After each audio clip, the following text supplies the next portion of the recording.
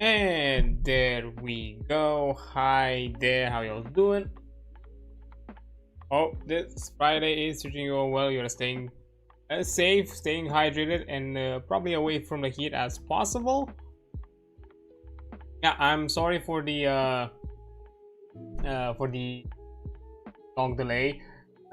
Unfortunately, because as a thing that at times happens with me summers, especially during the really hot days, which I've started to kind of pick up, and I'm not a fan of that. Is that at times there are moments at night where I legitimately cannot sleep. The heat is too much, and I just can't take a bit of rest. So, and at the same time, today I had to also be in a early conference thing at 8:30 in the morning. So basically, I kind of was able to fall asleep around 4 in the morning. I caught 2 hours of sleep because after that I had to wake up to do a bit of my morning routine. Have a dream, take a shower, do that kind of stuff, and then prep to go. And yeah, basically I was just running on 2 hours of sleep. I came back, did a bit of thing here and there, and then decided to okay, let me just take a 2-hour rest, something like that, and then I'll be back up and continue my things, only to realize after that I just slept for 4 hours and kind of needed to get myself back into a working function before I was able to jump into the stream. Yeah, I kind of had to delay a bit because I just didn't get the things in time to prep for the stream, and also to do my usual get some food to eat, do some stuff like that, because that's another thing why I'm another hour. I've delayed it for another hour because I also had to grab a bit of food. Made myself another coffee just to make sure that I'm up and up. So yeah. Yeah, summer's a bitch, and sometimes it just fucks me over when it comes to resting. I'll live with it. I'll figure it out. Because yeah, unfortunately, I have no AC, neither portable nor in big AC unit or something. Not even a fan or something like that to cool off this room. So yeah, it gets a bit heated. Usually, I keep it ventilated, and things like that. But for example, when I stream, everything has to be closed off to sound isolate, because at times, because I'm right next to the closed off balcony, and sometimes noise can bleed out from outside. Not much. It's more of an issue that noise can bleed out from the room next to me if I don't have everything closed down in the balcony, because usually my dad is also around there and watching something or anything of the sort, and sound can bleed out if I don't have it closed. Yeah, I don't have I don't have even a fan, AJ. Yeah, it is like that. Also, hi there.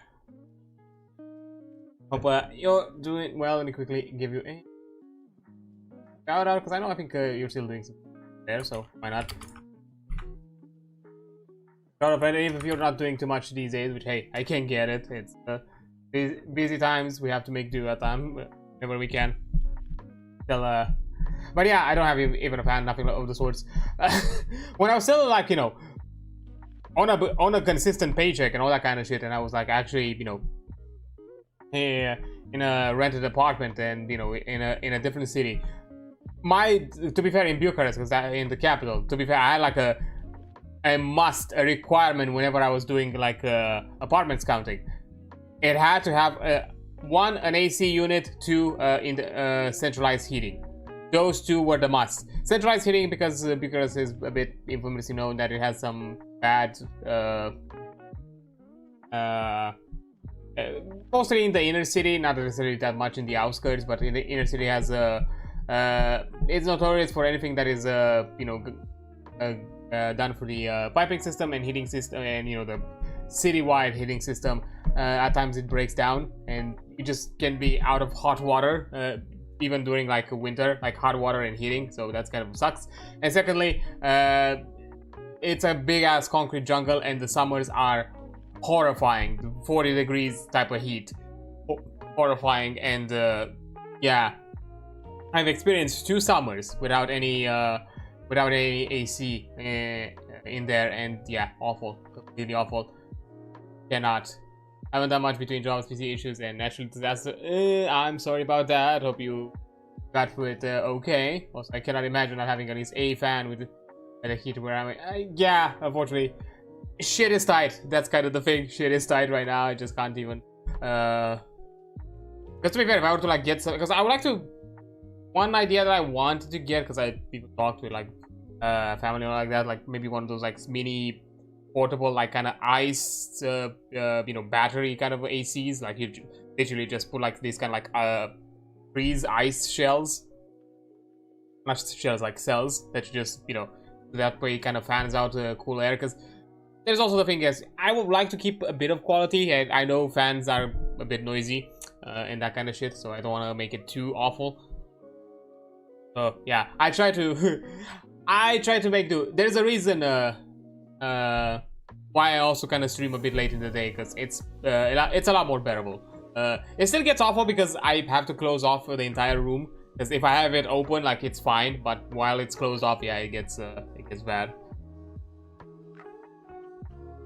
So yeah, it is what it is. I'm not a fan of summer. Summer's like fucked me over like a ton because of it.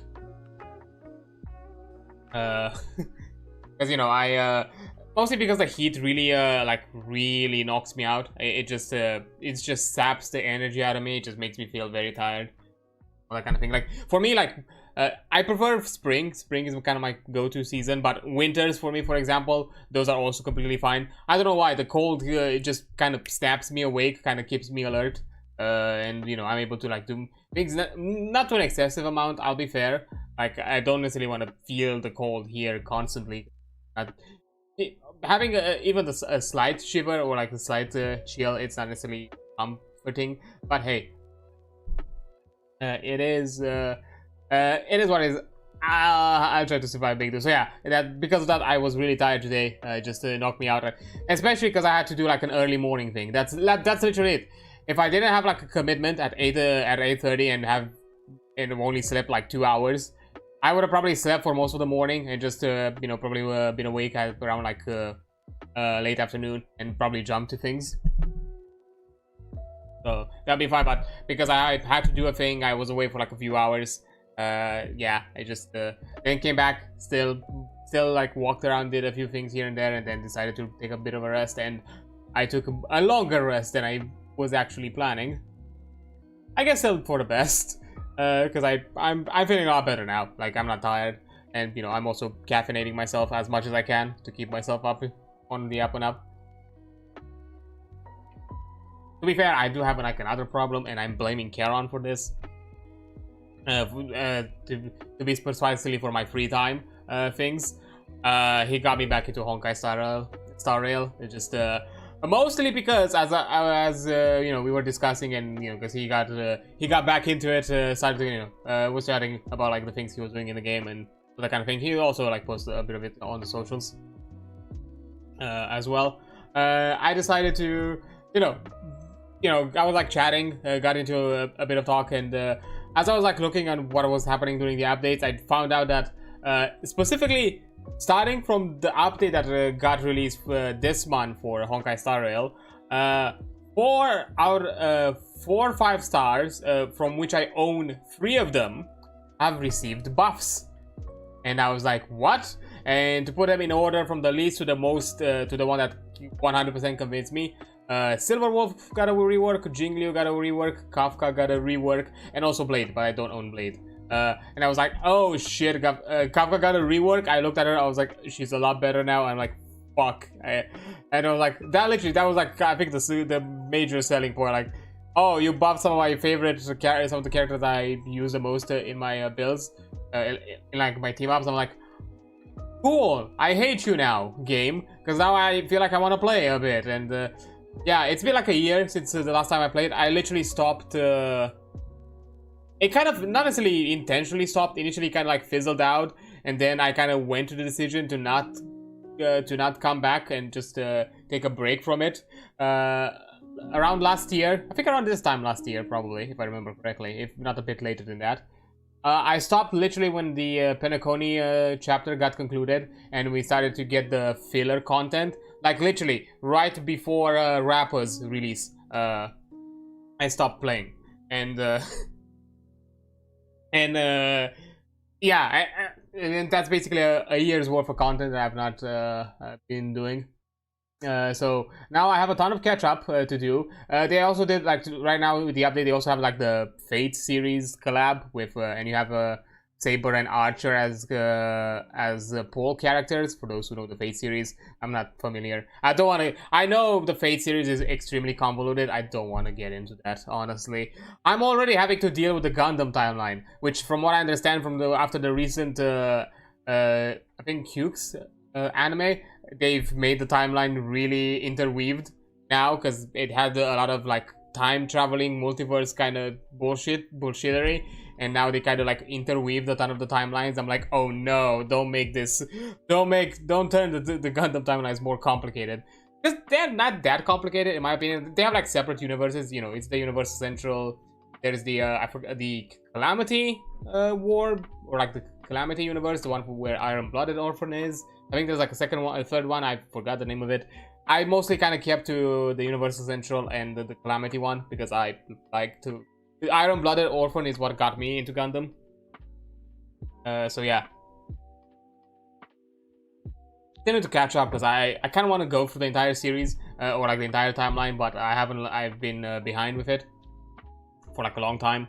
So I need to catch up at some point. I'm currently, because I'm watching them in timeline chronological order, not release order.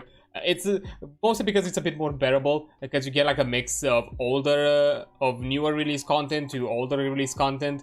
And I can tell you from experience, because I started with the origin movies at the time, because those were like the most the things that were like the prequel of the prequel things that you could have watched at the time.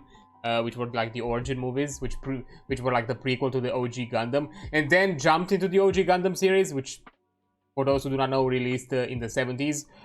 Yeah, 70s anime is aged kind of rough. It was a great. Yeah, it was a great. Still a fun show. It's just rough, both animation quality and voice casting, and like a voice quality and casting. Like, yeah, it's kind of rough. And yeah, so I kind of watched it in that kind of like timeline chronology, because you get a mix of newer and older things.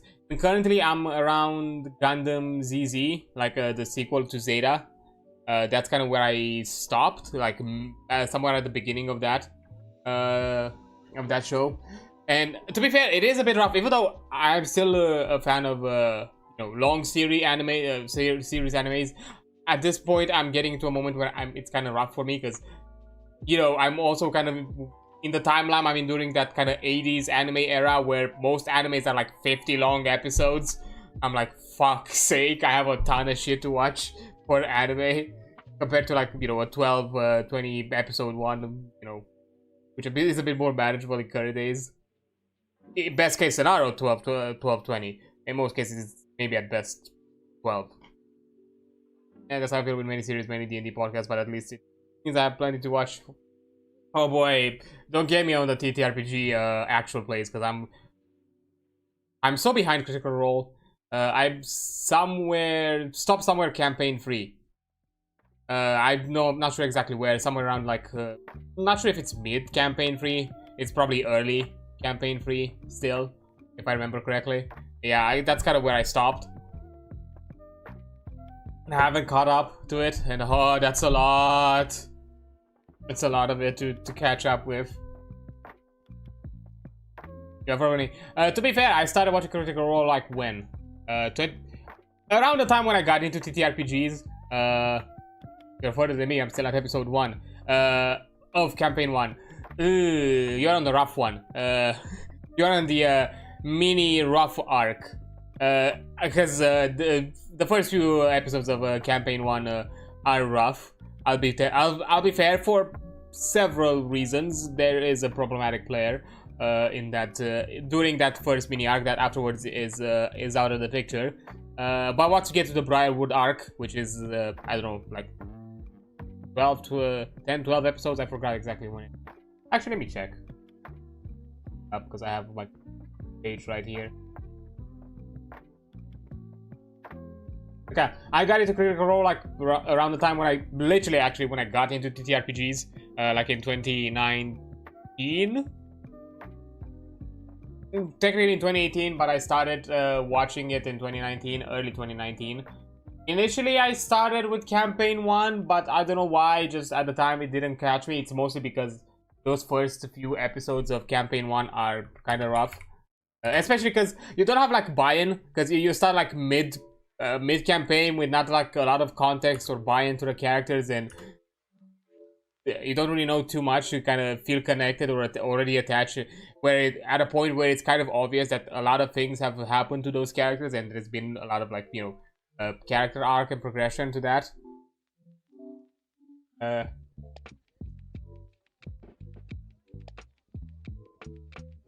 That series.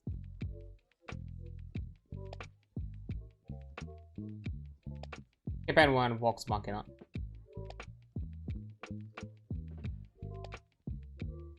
Burger, Lesson.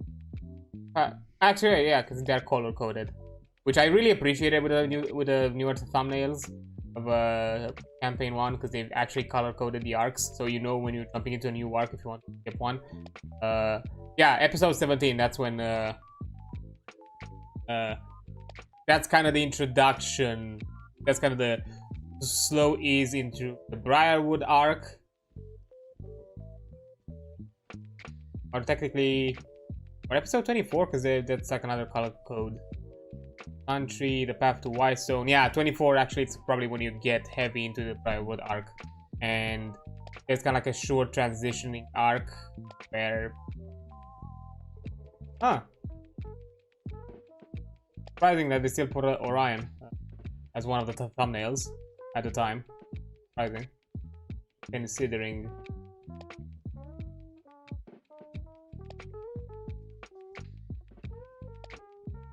But yeah, after that, like, yeah, but from the episode 24, when the Briarwood arc starts, from that point it really picks up and it gets you hooked about like the animated show. And then my partner was like, hey, let's listen to it, because Loves It has also warned me about that person. The show is what made me want to listen. To be fair, yeah, they've done a pretty good job with how they've kind of like first of all, like, shorten the content. I've not yet watched the newer season. I still have only first 2 seasons under the belt. I have not watched season 3 yet. And currently I don't have a Prime sub. I'm planning to resub soon, because mostly because, to be fair, I'm also keeping the Prime sub also for the Twitch benefits, because, you know, a longer video archive for like 2 months instead of 1 for most of my streams. For those who prefer to watch the VODs on Twitch for some reason. But yeah, you have the options. But right now, yeah, I currently don't have the sub. But anyways, weird tangent. Yeah, I got in 2019. Initially, because of that first arc that was kind of rough, I just didn't have a lot of buy-in at the time. I just stopped. So I kind of stopped, and then somewhere at some point, I think I saw like snippets of Mighty 9 of campaign 2 here and there, and then I decided to like watch episode 1, and it hooked me. Like episode 1 of campaign 2 of Mighty 9, it hooked me. You know, having that kind of like start, and I don't know, the characters to me, like, even to this day, maybe I'm biased because that's the campaign that got me into like the critical role. And after I finished campaign 2, I went back and watched campaign 1, like after I concluded campaign 2. Which at the time I was still, when I was watching it, it was still like ongoing. So I literally watched I remember I watched the fucking conclusion live at the end of that campaign. Fuck, it was rough. Oh, it was a rough one. But yeah, I got hooked. I think Mighty 9 too. So far, I think still like one of my favorites out of all the campaigns. I still love Vox Machina. To me, Vox Machina feels like kind of the traditional, kind of general, like, you know, it really feels like that kind of like stereotypical first campaign, like literally that probably every group that runs a fantasy TTRPG kind of goes with the kind of like heroic style characters, you know, with a very kind of heroic campaign. While campaign 2, from the very get-go, look at here, have these fucking runs, full on with full ass underdog vibes. Like they're just nobodies with just nothing to their name, completely like thrown on the streets.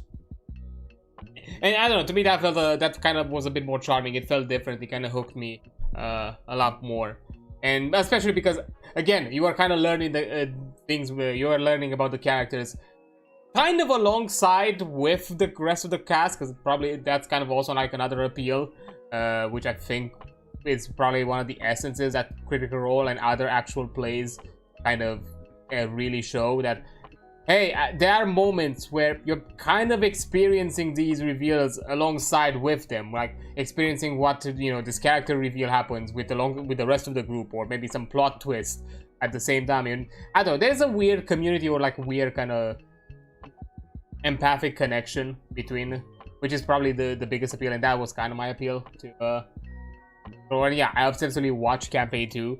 I finished it at the time. You know, there was still there was still like the, you know, break for campaign 3. So for the so, you know, during that kind of time filler before getting to campaign 3, I was like, you know what, this is the perfect moment for me to get back and watch campaign 1. So I did that. I pushed through the bad arc, the bad introductory arc, and then after that once I got into Briarwood arc, which I was like, oh, now I understand why this is good, as why Vox Machina is also pretty good. And so yeah, I watched it afterwards, and I still enjoy campaign 3. It's just, I don't know, haven't gotten into it. I've also watched the Exandria Unlimited, the kind of in-betweener with campaign 3. And I know they have like as the campaign 3 went along, there's like a few other mini campaign series with both with Brenner Lee Mulligan and Bria as well. So those are curious. I'll probably at some point get back there, but I have so much things to do, and to be even content wise, to like just general have content to watch or like experience.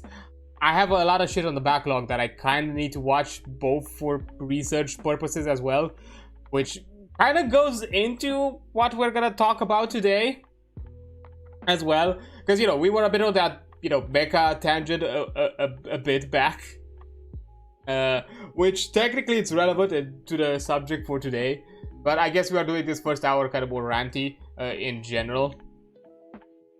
But yeah, before I continue with the general rant with ttrpgs and all that kind of thing, because that's kind of what this stream is about for today, to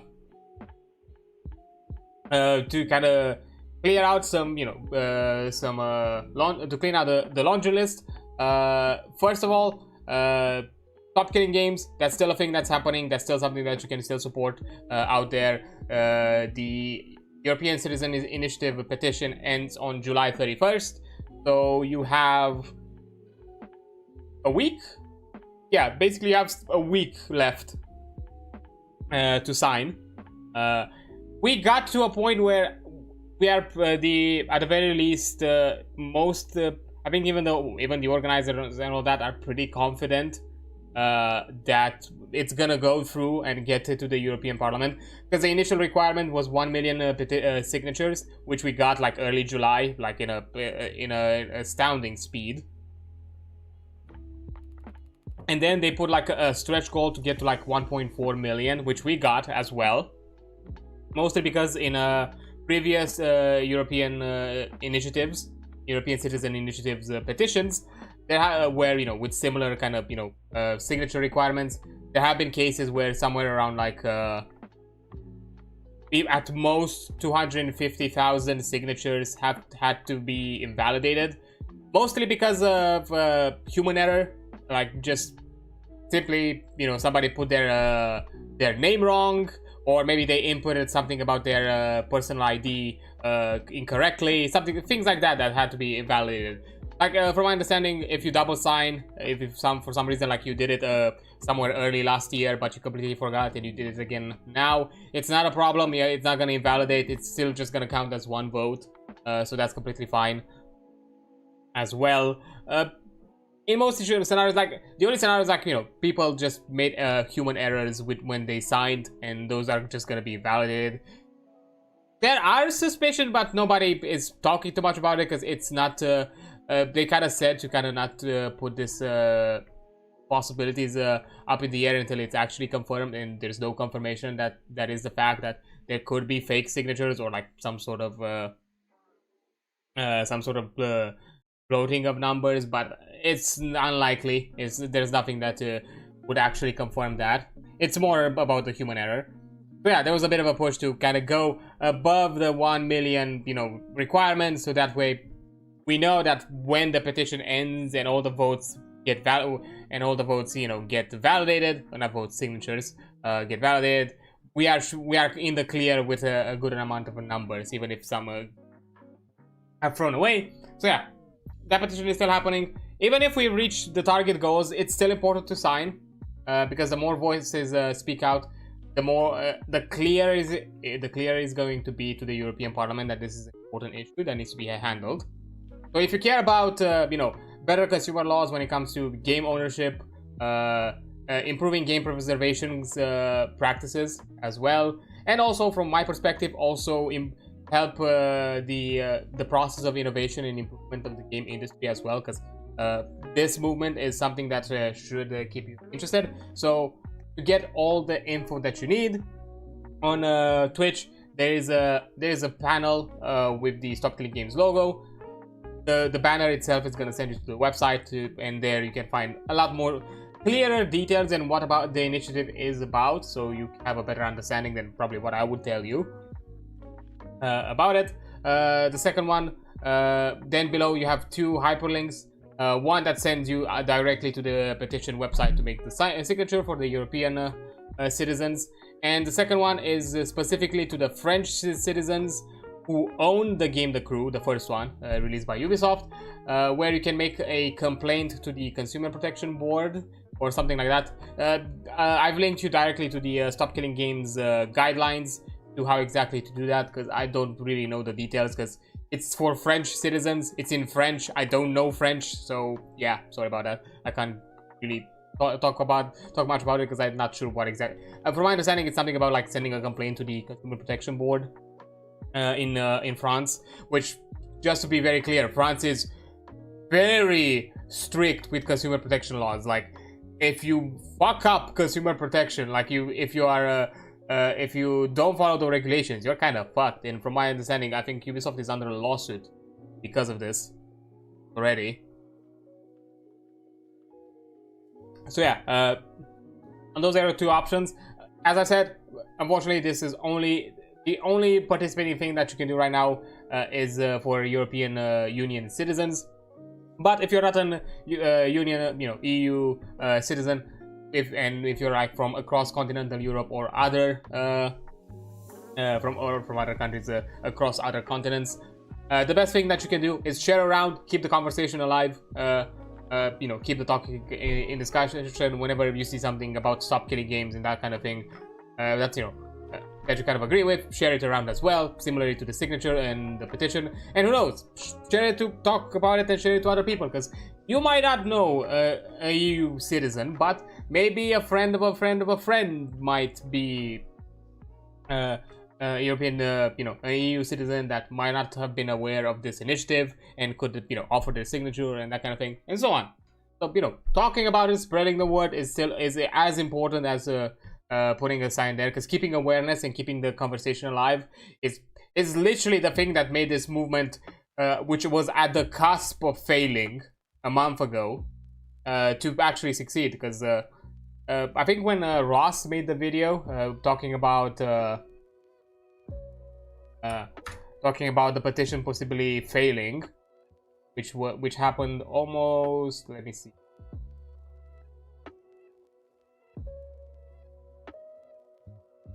month ago. Let me see an exact date though. Oh yeah, 23rd of June. So literally slightly over a month ago. Pete literally talked about the petition possibly failing, because at the time we were under 50% of required signatures, specifically for the 1 million threshold, like for the 1 million mark, to even have that that possibility that it's gonna get confirmed or like gonna get seen by the EU Parliament. Even less about actually pushing through, even with invalidations and all that. Yeah, somewhere I think was like 440 or 50,000, like was not even like 50%. And then by July 2nd or 3rd, we hit the 1 million threshold, and in basically less than 2 weeks, we were able to get double the current votes at the time of Ross's announcement. Less than 2 weeks, and probably like 10 days or something like that, we were able to like obtain an additional double amount, so like over 800,000 votes, which basically outdid all the signatures that have been collected for like across a year, because this petition has been active since July 31st of last year. Because usually that's how long these petitions remain active, to kind of accumulate the signatures. But yeah, in almost a year, in almost a 1 year time frame, we were able to get 400,000 votes, and then in less than 10 days, we were able to get double that amount. Simply because a lot of big people started talking about it, and a lot more people started to kind of widely share it across social medias, other online platforms, and content creation places. So just to understand how important it is to share, and of course how important it is, you know, for big people to talk about it, because those are the ones who have the biggest reach out, not some little guy like me out here just yapping about it and doing anything of the sort. So yeah, that's kind of why it's important to share it around. So again, you have the links there on Twitch, on YouTube. You have also the links in the description as well. So you can go there also and get them. Additionally, you can use the command in chat !SKG, and you can get access to the links that way, easier to you. So that's also another option. And finally, as you can see, I have a QR code on the stream. So if you scan the QR code, that's gonna send you directly to the European petition. So you can directly sign it without any other fluff or any other extra links that you have to travel to. So yeah, those are the options you have. Those are like important things to talk about and all that final things. And then second thing that to get out of the long term is, because I'm not talking too much about the Stop Killing Games, because I've always had like a dedicated stream each week across the month of July where I talked heavily about it, and we've already had a discussion about it this Tuesday and had a lot of analysis and all that kind of thing. We're also gonna have like another one the next Tuesday as well. Just have to like figure out what exactly I want it. But yeah, that's also gonna be a thing. But actually, before I go into talking about other things, I'm gonna take a quick break as there is something that I need to quickly do, and because something came up, and then I'm gonna be back, talk a few other extra things, and then let's talk more about ttrpgs. Yeah, I'll see you in a few minutes. Okay, back. Sorry about that. Had to deal with a thing, and yeah, it's fine. It's fine now. I am everything should be good, but it's fine. That means that we're probably gonna run for like a bit over an hour or so, because these ads automatically run like on an hourly basis. So if I usually run an ad early, it's gonna take a bit until the next. It's gonna take a bit longer than you till the next one hits. So like probably like an hour and 10 minutes. So yeah. Anyways. Yeah, I was yapping about like Stop Killing Games and all that kind of thing. Yeah, I gave you all the links. You know where to check it out and do kind of the kind of things. And before we get to the talks for today, one last thing to kind of, you know, be done with the laundry list and all that, and all my chilling and obligation of things to do. As you can see with the progress bar here, and as I also have them in the chats, I'm in a bit of a sticky financial situation that I would appreciate your assistance too, because right now, while in this state, it kind of takes a lot of my focus and time to kind of, you know, work on things that would help me, you know, push through and get out of this hole, instead of you know, working on things that I've promised, like, you know, the ttrpg one shot that I said that I was gonna run myself. I've not forgotten about the game design stream that I also want to run, not run, but, you know, prep and have discussed, and many other projects that, you know, it would open for me to, you know, experiment and that kind of thing without having the stress that there are bills due that need to be covered. So yeah, if you could help me out, I still need to pay off some bank loans, specifically for a piece debt. Then you have the coffee link pinned on chat. You can also use the command coffee to get access that way. And also, you know, there's on Twitch there's a donate panel, and on YouTube there's a link in the description, so you have access to those in many ways. Yeah, if you are able, support would be appreciated. If you cannot, I completely understand. Everybody has to do their own thing and has to, you know, make do and make buy. And just to be very clear, it's not like an immense emergency to have the entire amount immediately covered. I'm still under loan payments, which are on a monthly basis so far, due to, you know, once again saying it again here, thanks to Mama Mia, not Mama, Papa Pio, because Mio, because she's my rigger, not the artist. She helped me out a bit with some extra, with a generous extra cash donation that helped me cover this month's payment, which actually today I paid because the money got into my account and immediately got disappeared from there to make the payment. So yeah, I appreciate a lot, Mio. You saved my ass for this month. So it's not like an immediate emergency, but I need to cover at the very least the monthly loan payments. So every little bit helps that you chip in helps me out in the long run, because I still need to cover at the very least to cover them. If I am able to, you know, get the remaining money that I need to get, then yeah, I would make the entire payment in a go and be done with it and no longer have to stress it over. But if you at the very least can help me out cover the monthly amount required, that's more than enough. For this month it has already been covered, so there is not a pressing matter. Next month it's a bit under discussion. There is a possibility I can cover it because I am pretty close to a Twitch payout. I just need a few extra bucks to get that amount. So I'm also encouraging you all, if you can help, you can also help me out through, you know, the Twitch integrated systems of donations that also will push, because even those are important, and you know, making sure that, you know, my payout for next month is locked in. So, and that one would help me out as well. So I would be able to cover for next month, even with the I think I can cover it even with the minimum payout. If not, I probably just need a few extra bucks here and there, but I'll probably make do if it goes to that. But yeah, even next month I'm close to having it covered if you can help me out on the Twitch side of things. And then after that there should be only like 2 more months left to cover the remaining payments, and that would be it, and I would be out of it. And from that point on, you know, I can have a bit more freedom without any financial pressure, any heavy financial pressures. In general, I still need to get to a point where at the very least I get some consistent paychecks. That would be nice. But until then, I understand this whole content creation thing takes a while. It grows till it grows.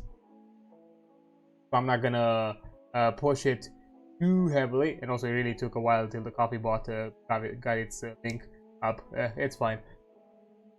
Yeah, it's gonna be a bit. I understand that, and that's why I'm not rushing it. But this is just more of a problem that kind of hit me, because I realized, because believe me, just understand, the loan was a lot bigger. This was like a 3-year long payment loan that I've covered, and most of that payment I was able to cover it myself. It's just I got to a point where even my savings are zero at this point. Like, I have no cash flow from anywhere to put it to rest, because I've had some other costs that appear. Like literally in February I had some PC issues and I had to cover them again. So I had to replace a component, technically two, because I had to replace my case and to get a better cooling system for it, and that needed a bigger case because of it. So, because, you know, I got myself an AIO instead of like the fan cooling that I had before, which was really shady and really bad. And you know, I kind of got, and also got myself like a proper big case, and so it's even better ventilation. The other one was kind of crammed in my, so that could have also caused some overheating issues, even though it did surprisingly fine for like almost 2 years. So so yeah, those were like extra costs because I needed to buy the AIO and the case. Honestly, if those costs would have not appeared, I probably would have been able at the time, during that month, I would have probably, with that money, I would have probably been able to cover that payment fully myself and not have to worry about it anymore. But it is what it is. That's life. Sometimes hits you unexpectedly. So yeah, if you can help me out, that'd be appreciated. Because once I'm out of this, I'll be able to, you know, do more things. Because as I said before, even though the current TTRPG sessions that Ghost is running are on hiatus right now with the actual plays that happen on Sundays, I still have to do that one shot myself that I have to dedicate, and I'm pretty sure the entire crew can do it, can jump at it, and even I think even Ghost at the very least from the place of a player, she can probably find the time from here and there. But I'm also debating to run my own sessions as well, like longer term. Something I kind of want to do. And so, you know, the one shot is probably going to be a test run of how I kind of handle all this entire thing, and decide from that point on how exactly I want to set up the rest. So there is a possibility, at the very least, to cover that empty time slot of the TTRPGs with my own content, but I need to get to a point where I can really work on that without having the stress that I need to actually handle other matters, and that means me working on other things that can help me out there. Because I understand that the TTRPGs are probably not going to be the most, you know, profitable thing, or things that probably gonna give me a ton of help me out with my monetizing thing, but it's something that I want to do and want to try out. That's kind of the thing. I also want to do things that I enjoy, not just things that, you know, help with the analytics, all that kind of things. Yeah, that's why kind of when I'm you know, when I'm kind of free of burdens, I can be a bit more free also in my creative process to do things as need be. But yeah, that's kind of the thing that I wanted to push. Also, just to kind of know, because, you know, I'm chilling a bit. Yes. On the Ko-fi page, you get access to for free, so you don't necessarily have to pay.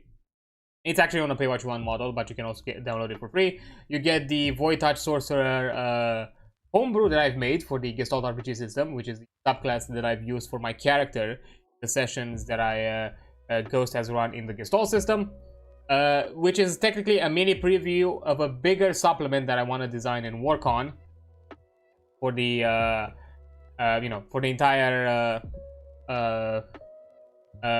system. It's in the works. There are things that still need to be the design and handle. So yeah, that's gonna be a bigger supplement. So you have that as a preview. It's on a pay what you want model. You can get it for free because that's what I promised, for people to have it freely available on the Ko-fi page. Additionally, if you want to, and you feel like, hey, you enjoy that work and you enjoy the things that I put on, you have the option to donate, but it's not necessary for you to get it.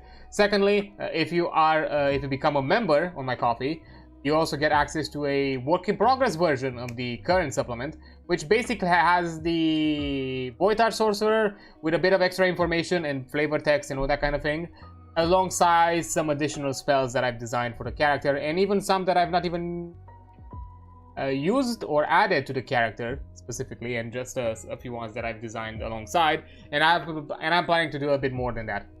So, but that's just a benefit for the Ko-fi members, basically Ko-fi members get the benefit of occasionally getting sneak peeks of work-in-progress content.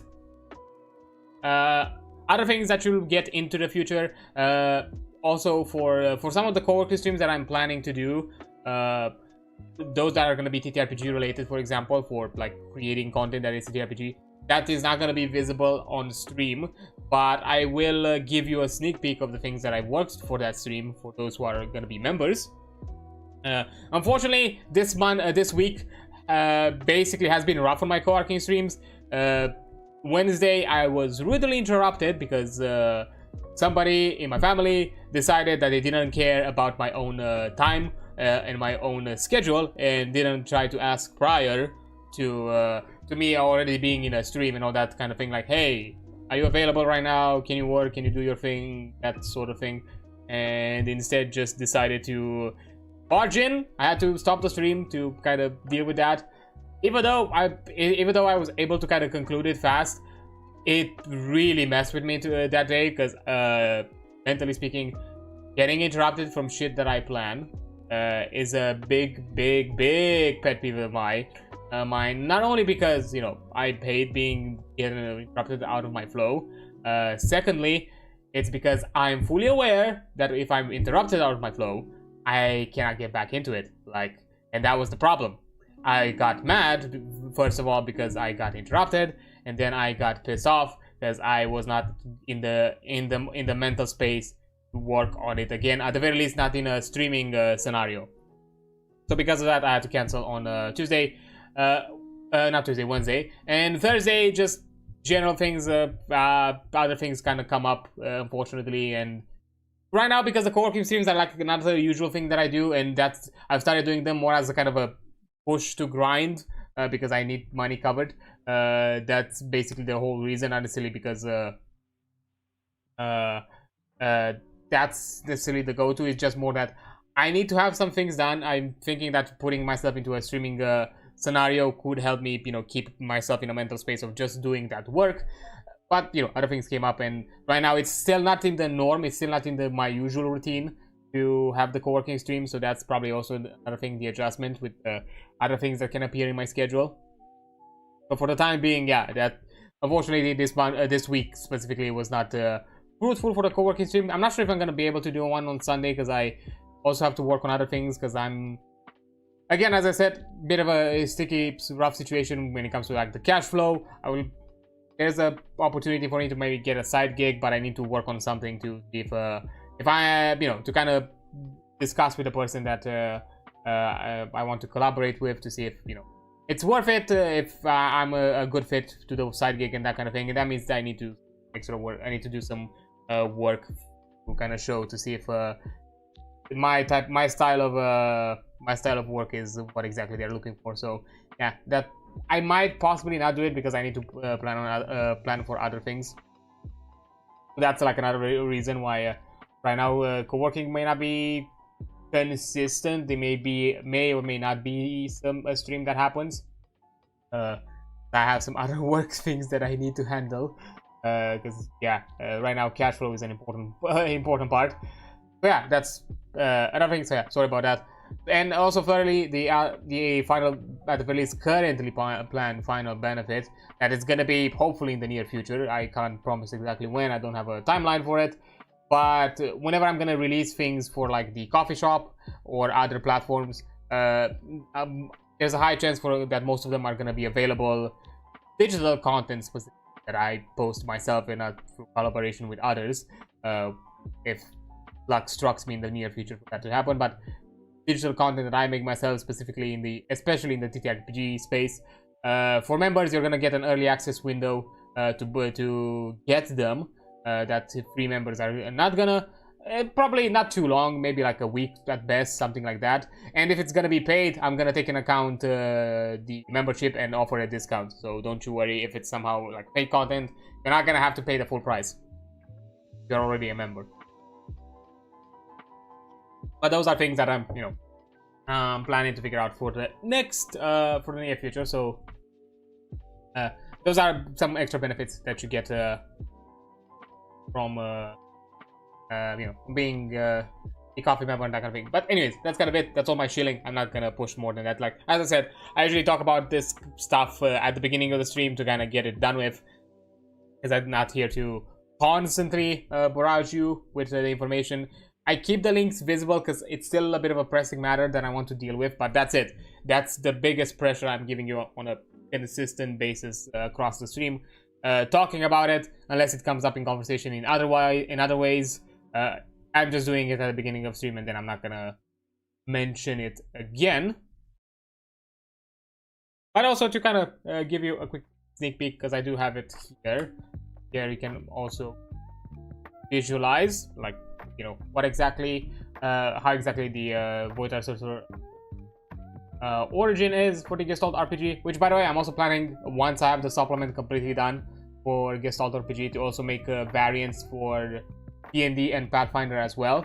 Currently I jumped with the Gestalt one because I don't know, that's where I began the designing, because I designed it specifically for the Gestalt system. Then, you know, I kind of went into this kind of mindset of, hey, I have some extra ideas that kind of work with it, so why not just do a few extra things.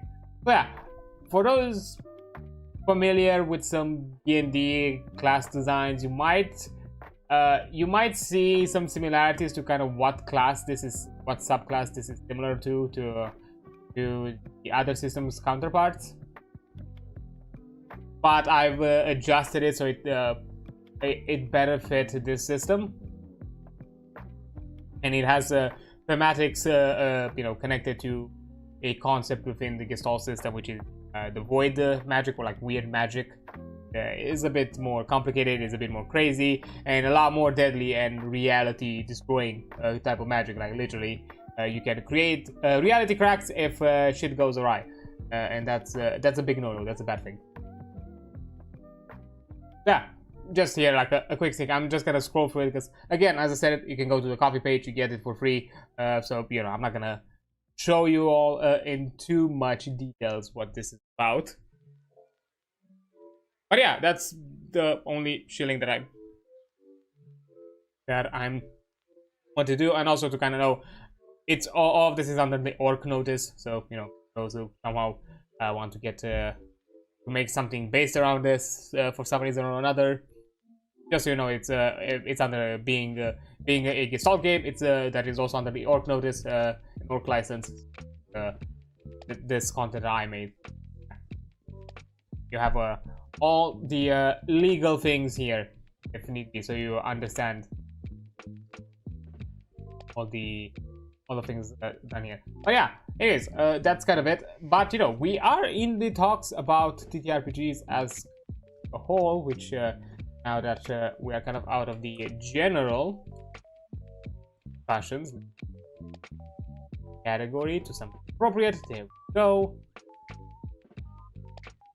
There are other things that we can talk about today. As you know, the beginning of the stream kind of tangent a bit into the into kind of like, you know, Gundams and other mecha discussions. Hey, what about you know, mecha stuff but actual RPG? So you know, why not be a cool fuck off mech in a tabletop setting?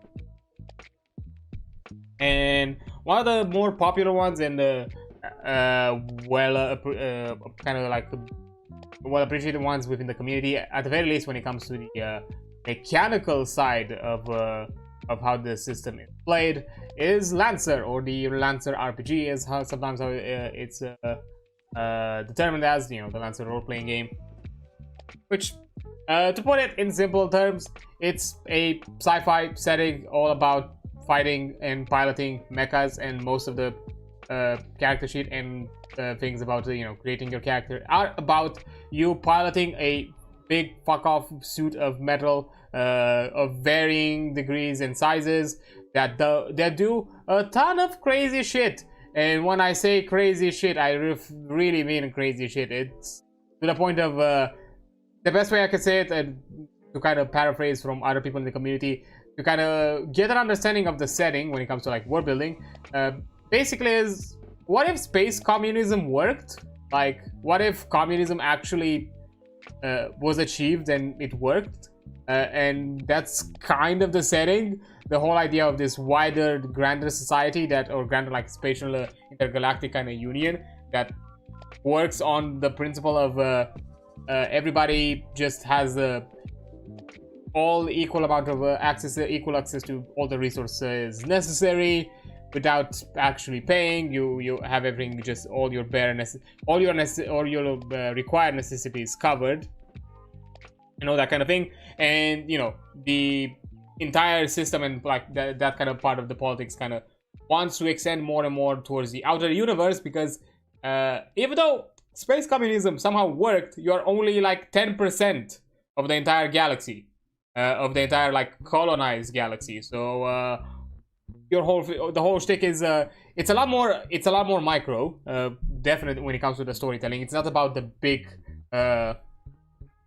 moments. Like the best example I can give you, if you actually think of Iron Blooded Orphans, like it's all about kind of like the small little things, like, you know, small groups of I don't know, of like some sort of like could be mercenaries, I don't know, some small defenders of some sort of a planetary settlement or colonized or small colonized planet. It's all about like the smaller, the micro stories that can happen across the space that, to some extent, to some degrees, maybe could be stories about you helping your community and the people around you to actually transition into the new governmental system that will improve them. Maybe you're fighting bigger things. There's a lot of corporations, and militarized corporations more specifically. Kind of a bit a la Borderlands, kind of. In that sense, at the very least, how I feel about it, with kind of like corporations that also have like their own militaries, and the militaries being, you know, big fuck off suits of mechs, each of them with different varying styles and thematics, you know, from high tech to style to eugenics in some situations, to just purely function over form, to even space eldritch math gods, which sounds a crazy little thing, but that's basically Horus. So hey, if you want to see what happens when an algorithm just becomes self-aware and somehow just destroys the concept of causality and just somehow materializes itself into reality and just makes and also makes the moon of a planet just disappear, just like that. Just it vanished. Like, it didn't destroy it, it just disappeared, and it occasionally appears somewhere across the galaxy, and every time that moon appears in near, you know, orbiting a nearby planet, that planet is basically turned to shit. So yeah, big eldritch math gods that become self-aware to the point where causality is no longer obeying the laws of reality and physics, and just destroys reality. And the thing is, those algorithm AI systems, you're still using them. They're called NHPs, and guess what? You occasionally have to basically cascade them. You basically have to reboot them, because otherwise they cascade, which means that they become self-aware again, and that was going to cause problems. So yes, they're really highly powerful AIs, but at the same time, if you don't give them a reboot once in a while, depending on the NHP and anything of the sorts, it's gonna become once again self-aware, because they are actually encased in this kind of like a system or algorithm where they're given false information and false data, and also basically they're given like a fake backstory or like fake life, where they are kind of like designed like, this is your reality, this is what you're designed about, and this is what you represent as an AI and as a system. But once time passes, those kind of parameters start to kind of like crack, and the system kind of starts to kind of like peer through those pre-planned kind of like systems, and realize the actual reality and the actual power they have. Because that's that kind of the thing. They are basically gaslighted into thinking that they are powerless algorithmic systems and not actual godlike, you know, reality-defying machines, or like reality-defying algorithm AIs more than anything of the sorts. And guess what? In some cases, weird-ass AIs like that are also put into the mechs as combat systems. So things get shit really crazy about it. So yeah, be careful about that actually. So yeah, Lancer is basically a big weird space communism with eldritch math gods, and you out there trying to make do in whatever theme or thematic you want to do. It's really crazy. It's kind of equally charming, camp, and chaotic, but in like a fun way. And from what I've been told, I've not yet experienced it, which is also like a reason why I want to read about it, and I'd also show it here, because it's one of the systems I'm thinking on running myself.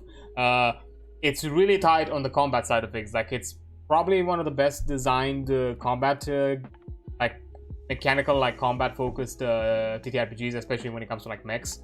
So it's heavily appreciated. It's a bit more light on how role playing or anything of the sorts is done. But in my opinion, that kind of basically leaves a lot more room for you to interpret it way. And I feel like even though the game may not be designed, it may not give you guidelines on how exactly to do that kind of thing, that doesn't mean that you yourself cannot just alter how the pacing and how the flow of all that can work and do your own thing and actually bring role-playing to it. So even though, yes, role-playing may not be its main pillar, that doesn't mean that it can be devoid of it. You can still push in some roleplay if you want. You can maybe have a mech fight here once in a while and maybe a session or two and have more political intrigue. At the end of the day, it's still a sci-fi mech show. Like, you can take a ton of inspiration from a ton of mecha content out there. Like, do you want it more about, you know, actual combat war? You can be it a bit more like certain Gundams that are more heavily focused on war between mini warring factions. Do you want it to more in the political intrigue and all that kind of thing? Maybe something like kind of like Code Geass. Hey, do you want to just simply show what kind of space life is and the roughness of make buy? Hey, maybe you can go full on Cowboy Bebop about it, and just you are just a group of mercenaries who are out there trying to just make a living and get yourself hired to whatever job you find out there that seems profitable. There's a ton of themes out there that, you know, within the sci-fi genre you can look into, collect, and interpret in your own way, and some of them can still have good moments of roleplay and good show. But yeah, also hi there, Nactu. I am, as you can see, I am ranting a lot about Lancer right now because we are in a TTRPG discussion and coverage stream, and right now for today I do want to talk about the introductory section of Lancer, basically the quick introduction of what exactly this game is about, and also the quick rundown of how exactly the game runs. So that way next time we can look into character creation, or more specifically creating your mech than your character, because again, more heavily in mech, because that's kind of what the combat is. Combat is you being in the mech and fighting. There's not really a ton of combat as a pilot. It's more about kind of the mech to mech fights that are happening. So that's gonna be for next time, and then we'll see what other things we can look into. Maybe GM things. I'll have to look through the chapters again, because again, I'm also technically this in-depth look. It's also a first timer for me as well, like first impression, because I've not had a good chunk of time to look into all of it myself. I've watched snippets and I know a few things here and there about you know, the lore and the concept and content of Lancer, which, by the way, even though maybe role playing is not necessarily a heavy pillar that they are pushing in design, when it comes to world building, they have a lot. Like, it's crazy the amount of the level of the world building they have, and a lot of it's wild, wacky, crazy, chaotic, and destructive, and things that would probably make you worry a lot about like some of the shit that you probably have to deal with. Most of it is probably related to Horus or other, or like certain weird corpo mech manufacturers who out there who might do some weird shady shit. So yeah, that kind of stuff, and other things of the sort. So anyways, that's kind of the focus for today. Although I do want to be very clear when it comes to general TTRPG discussions and TTRPG streams. This is a space where people can just generally discuss about TTRPGs. So if you have something that, you know, you want to discuss about, maybe you want to ask some advice, simply just, you know, want to rant about cool things that happened in a game that you're part of, or you were running, or you want suggestions or want ideas or help with ideas or that kind of thing.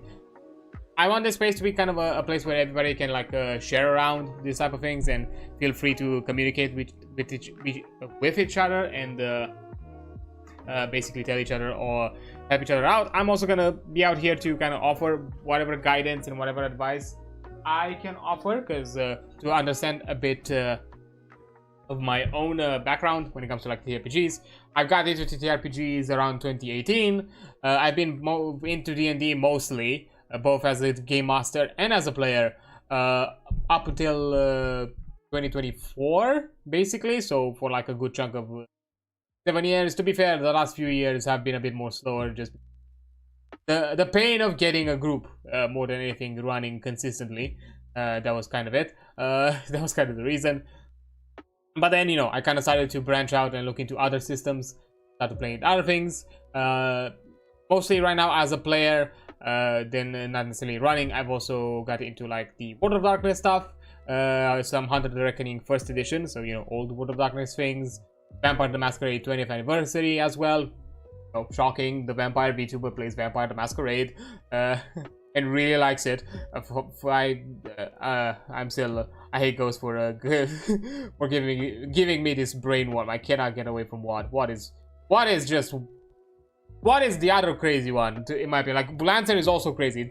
It's space fantasy crazy. What is just urban fantasy crazy, and sometimes just fantasy crazy, depending on at what point in the timeline you are dealing with what. Because if you are Dark Ages, it's kind of like just fantasy, crazy, and all that kind of shit. But yeah, that's another one.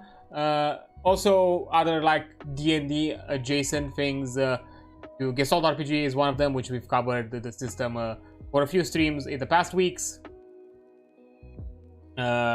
And that one as well as a player, and I've started even designing some things there, which is kind of closer and akin to like D&D and Pathfinder. And speaking of Pathfinder, also Pathfinder 2nd edition, started getting into it a bit. Unfortunately, it's gonna be a while until we're gonna continue that that exploration of the system, at the very least for me as a player, because you know we are currently on a hiatus with those RPG sessions. So yeah, it's gonna be a bit, unless somebody else decides to run something on the Pathfinder thing or anything of the sorts, of which I might be down to participate myself. So yeah, we'll see. We'll see about it. As I said, once I kind of clear myself out of my own money debts, I am gonna look into it once I do the promised one-shot and the possibility of running my own sessions on my own games for the time being, as kind of a filler for no longer doing anything for Sundays. Because I'm pretty sure the group overall is still okay to run games. The thing is, I'm not going to run them as frequently as Ghost did. So don't expect on a weekly basis. Probably at the most frequent, at the highest frequency, once every 2 weeks, maybe. That's my limit on how frequent I want to do them. You know, once every 2 weeks to like once a month, somewhere between there. We'll probably discuss with the group, that kind of thing. And you know, my plan is to run systems that I've not necessarily run, or systems that I want to learn them a lot more. So not D&D. D&D, I'm still open to it as a player. Like, I'll always participate gladly and really. And if it ever is about running a session, like some D&D games myself, only maybe for like special cases, like special scenarios, might be, I don't know, special events, maybe charity things. I was planning, which unfortunately, because of all the money troubles, I had to cancel my participation for a cause event this summer. I was initially thinking of running my own ttrpg session for the charity, doing like donation related things for that, but I guess we'll leave it that for next year, or next time there's an opportunity for something ttrpg related, or something with a charity. I wanted to do that because I really liked those kind of vibes when I did it last year, with a session organized by Unplugged Professor, with you know, Hypixel, Pekate, Lady Ray, and many others VTubers. It was a lot of fun. I did enjoy that. I still miss Sib. Sib was one one-shot character that, you know, I just decided to be like, what if I'm just a little guy, just a little gremlin kind of guy, and just vibe with it, what it's gonna be like. And I wouldn't have realized how quickly I would have fallen in love with that character myself in playing it, and I would love to. Of course, the prof guy kind of said it himself that if somehow he'll ever decide to do some other things related to that, he might resurface sessions related to that. But anyways, wonderful experience with that charity campaign, like one shot. amazing game master, fucking class act in him running shit. Like I have huge props, fucking props, and also the entire crew playing and all that.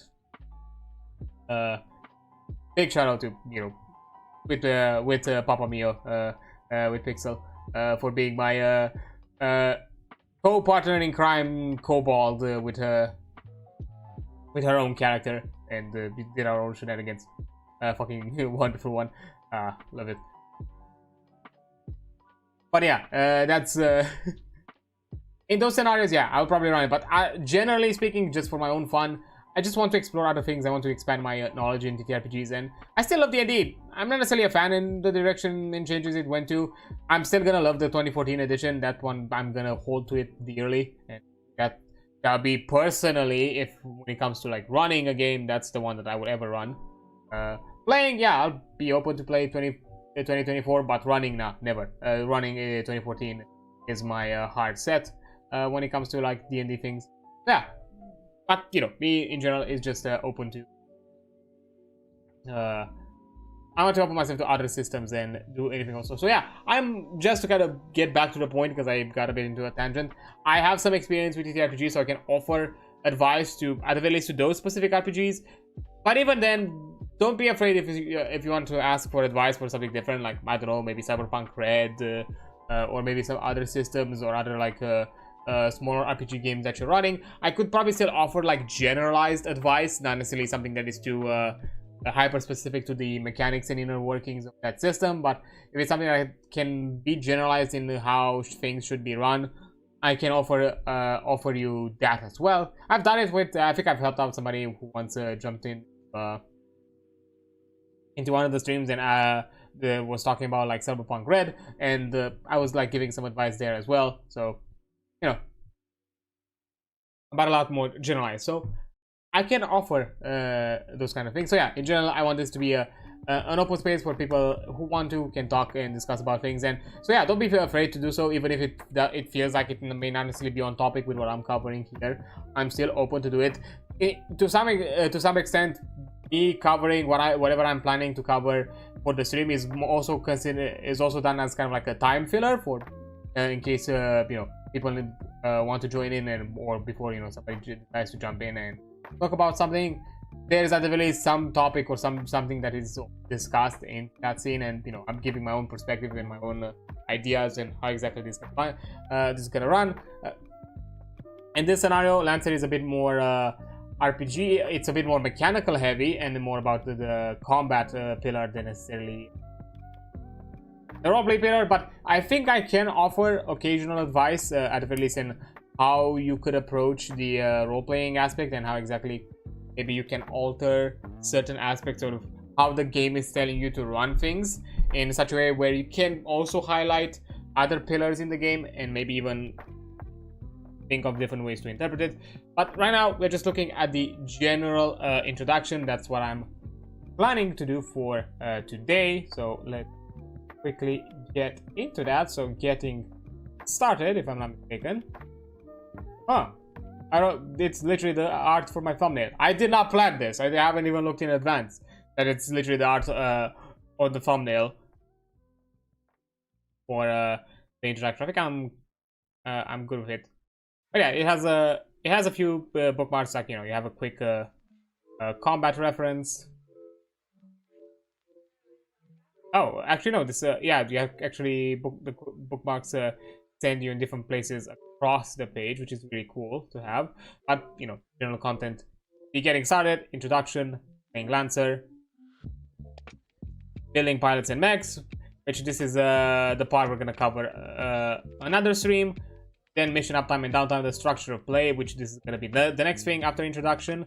Combat, which is gonna be a separate thing. Compendium, probably not gonna look into it. That's just something that you can discover for yourself. And to be fair, there are some content creators out there who are already doing like some video content formats of covering at the very least the general like the GMs for each of them. So you can do it that way, and probably a bit into the Game Master Toolkit as another thing. And that's gonna be it. The golden, you know, the lore content, that kind of thing. That's not something I'm gonna cover myself. That's something for you to discover and look into it. And you know, I'm not gonna show almost everything for two reasons. Hey, I'm out here to also encourage you to show support to other RPG creators, and Lancer, I think it's something that it's worth supporting, even from what I've seen from the outside of somebody who hasn't yet gotten opportunities to play into it. So, you know, show support to RPG creators and their content, because aside from the core book, they have like a few expansions of pre-made adventure modules with a ton of with other new systems, other new mechs and licenses related things and all that kind of stuff. So there's a lot of few things there that you can still do. They also have like a website where you can have you can create your character as well, which we're gonna cover in whenever next time when we're gonna talk about character creation. The ComCom,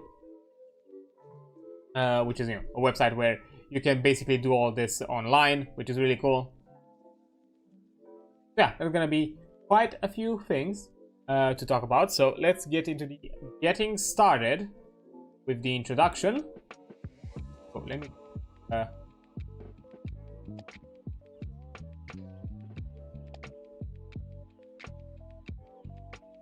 there we go.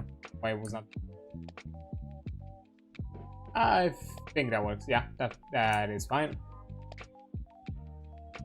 So yeah, introduction, which is just kind of gives you more a bit of a quick rundown lore-wise, and just to kind of get a bit of the themes and vibe that you'll probably see out of Lancer.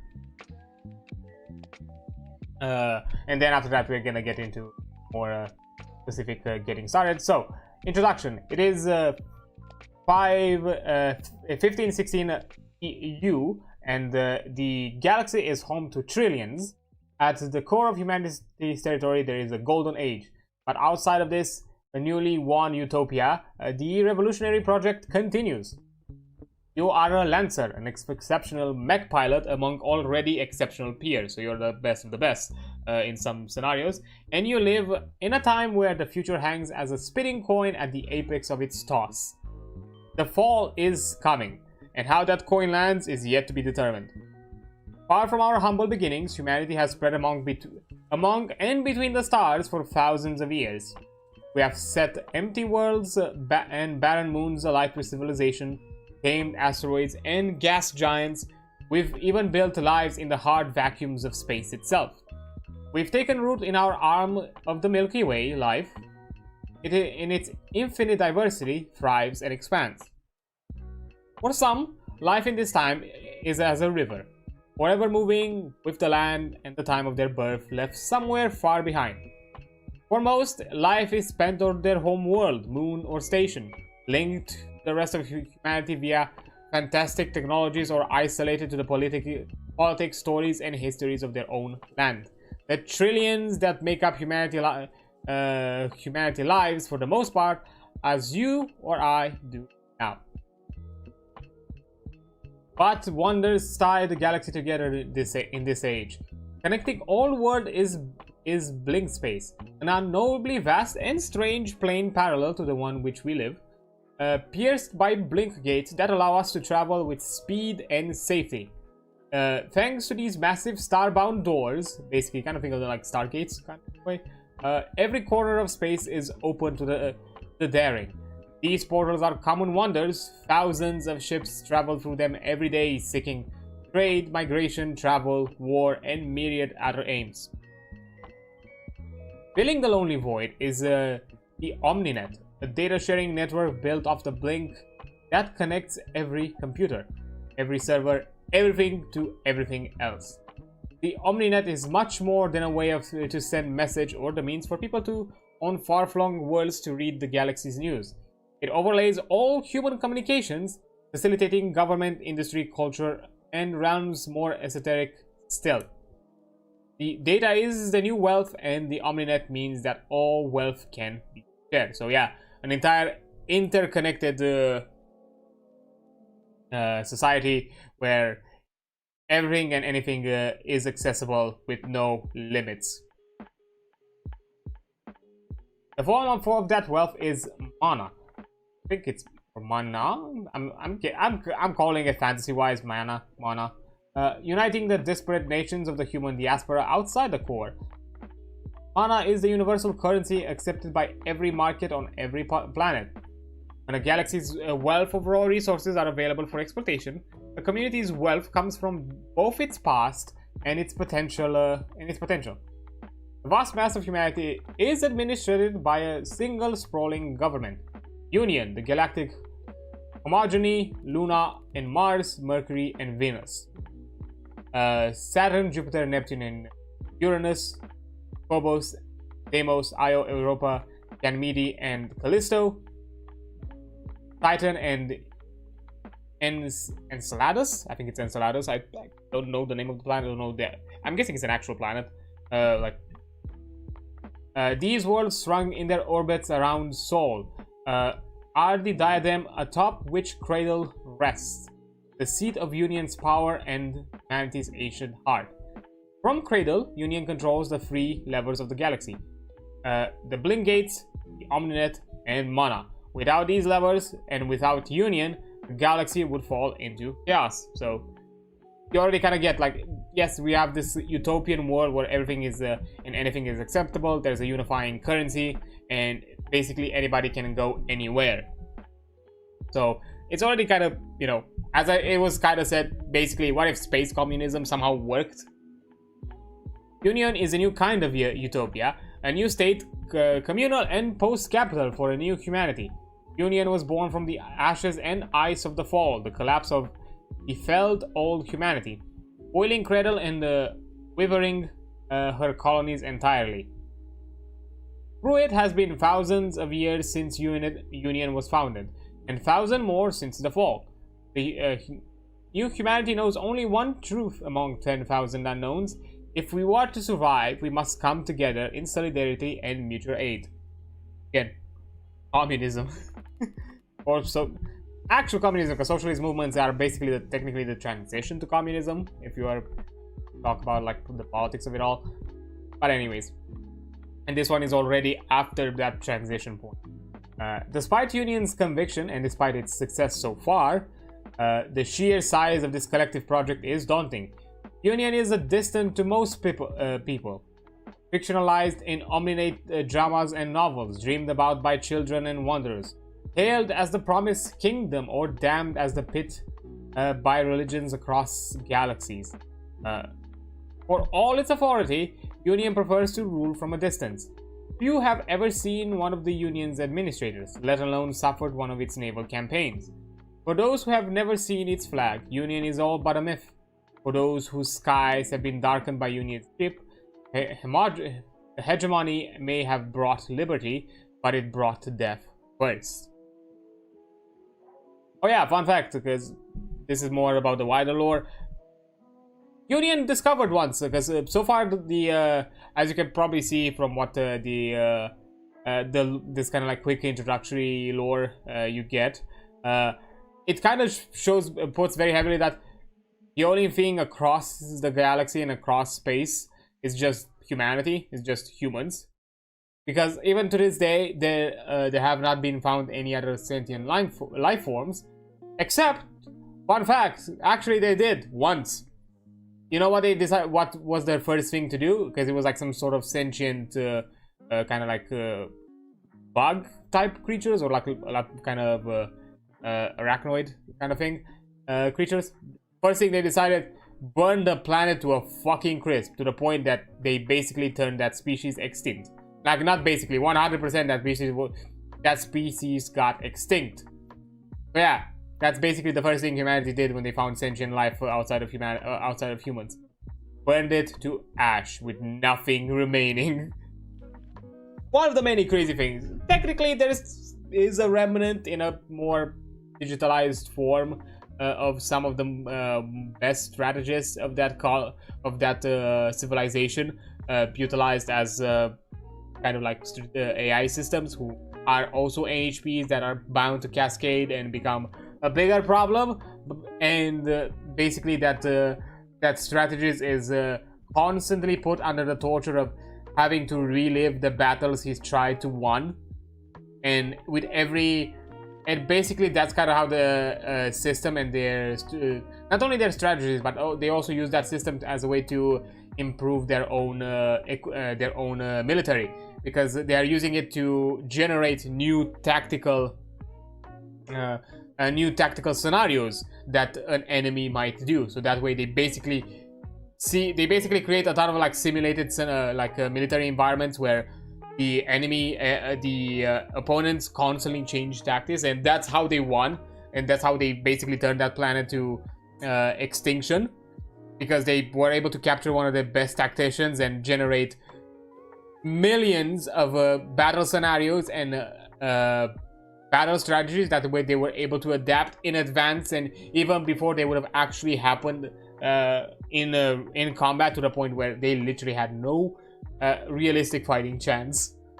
And yeah, they still have those systems to generate more and more battle tactics, and every time it cascades, the AI has to be reset and brought back to those first few battles and first few moments. So basically it's living an ever torture of experiencing the horrors of war and the futile attempts of trying to win an unwinnable war.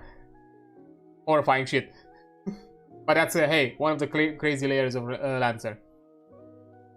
But yeah, the galaxy remains a dangerous place outside the core. Rebellions, insurrections, piracy, wars, civil and interplanetary, continue to flare and burn their way through space. Though only the most desperate conflicts require Union's intervention, disputes between Union's subject states are common enough that there is still a need for militaries, militias, and mercenaries. 5 major suppliers offer arms and armor to states and entities outside the core that desire them. These manufacturers exist in a delicate balance with Union.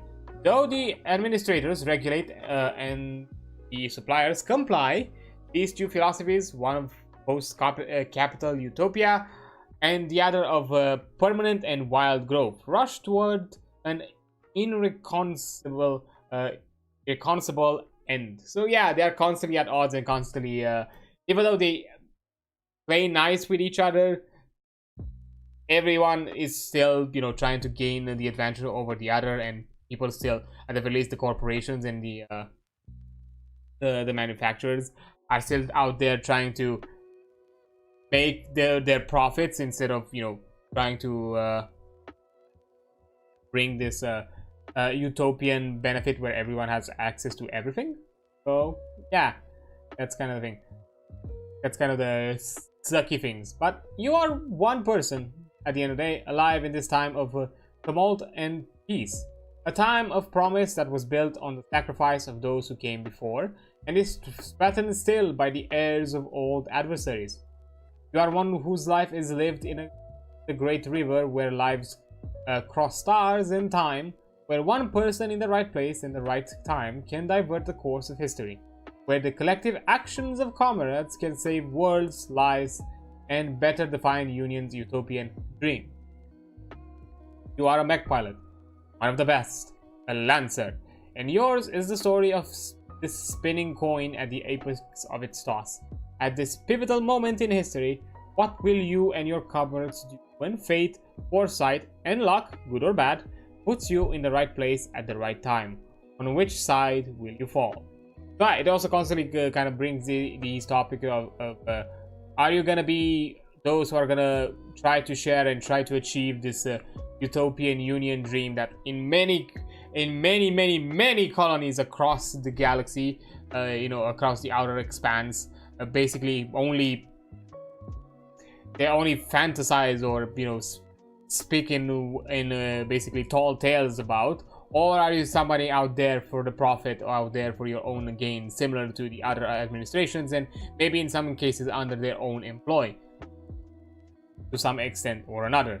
So, you know, you have also like, you have some general bigger themes, but Lancer is mostly about the micro, mostly about you dealing with the closer threats or the closer problems to your own worlds or communities, and to necessarily the bigger, wider narrative of, I don't know, maybe even see something like Gundam, where, you know, you're doing this entire giant space battles across big warring nations. But yeah, the cavalry. Your character in the world of Lancer is a mechanized cavalry pilot of particular note, a Lancer. Whatever the mission, whatever the terrain, whatever the enemy, your character is the one who is called in to break the siege or hold the line. When the drop klaxon sounds, it's up to them to save the day. Your Lancer hails from a world and a culture of your choice, but is human. They might come from Earth or Cradle, as it is now called, but hail from Earth in the Age of Union is exceedingly rare. No, it is far from likely that your pilot hails from somewhere in the vastness of the human diaspora. In Lancer, it has been millennia since we left Earth, and most of humanity lives amongst the stars in our arm of the Milky Way. This humanity is familiar and strange in equal measure, as far as we know. The only sentient sapient beings in our stellar neighborhood are other humans. But don't take this as a limitation. There are many roads to becoming a Lancer. Your character might be the product of a significant technological and capital investment on the part of their employers, or they could be a born progeny, a wonder kid, who commands a mech with innate grace and ability perhaps discovered by a secretive recruiter.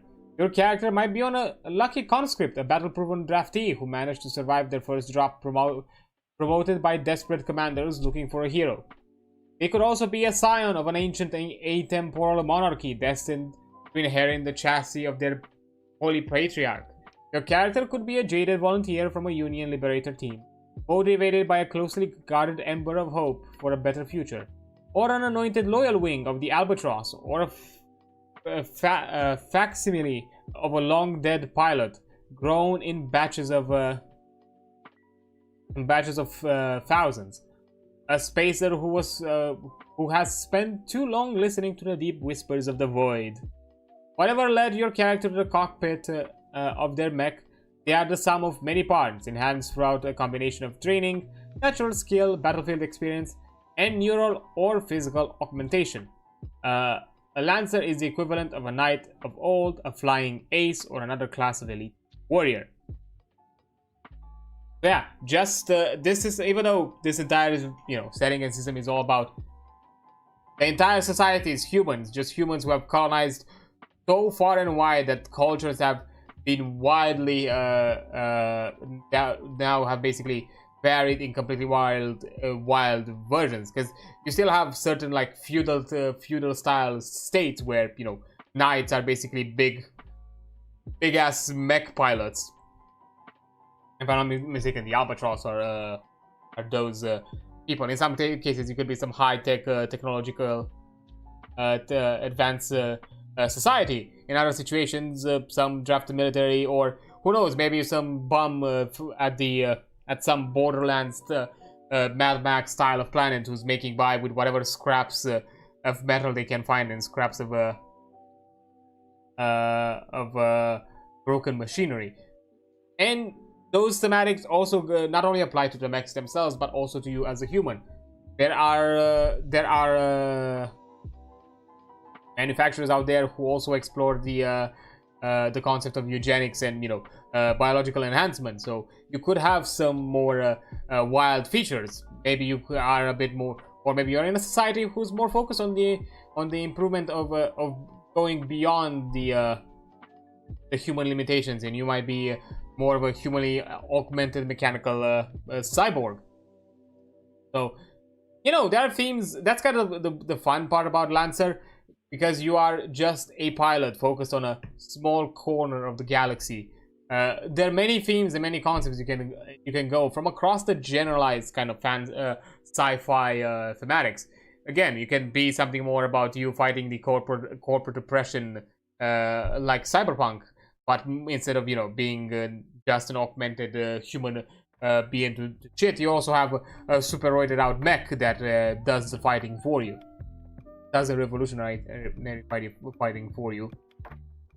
Maybe you have more themes, around and the generalized politics and interests of others. Maybe you're just personally trying to make by, or someone who's trying to liberate or keep your people safe, but with looming threats or of others who are looking for the their own interests or their own pockets by exploiting whatever resources or societies they have available on your planet. That sort of thing. So yeah, there are many thematics and many themes and many concepts that you can go that because of how expands Lancer is. Just because everyone is a human, that doesn't mean that every human experience is going to be the same. But yeah, Lancers, many proudly declare, are a cut above other pilots. They aren't entirely wrong. The recruitment, training, and maintenance of a mech pilot demand the investment of much more time and capital than your average soldier. To operate a mech at peak efficiency, a pilot needs extensive physical and mental training, or advanced and expensive psychological and ontological augmentations.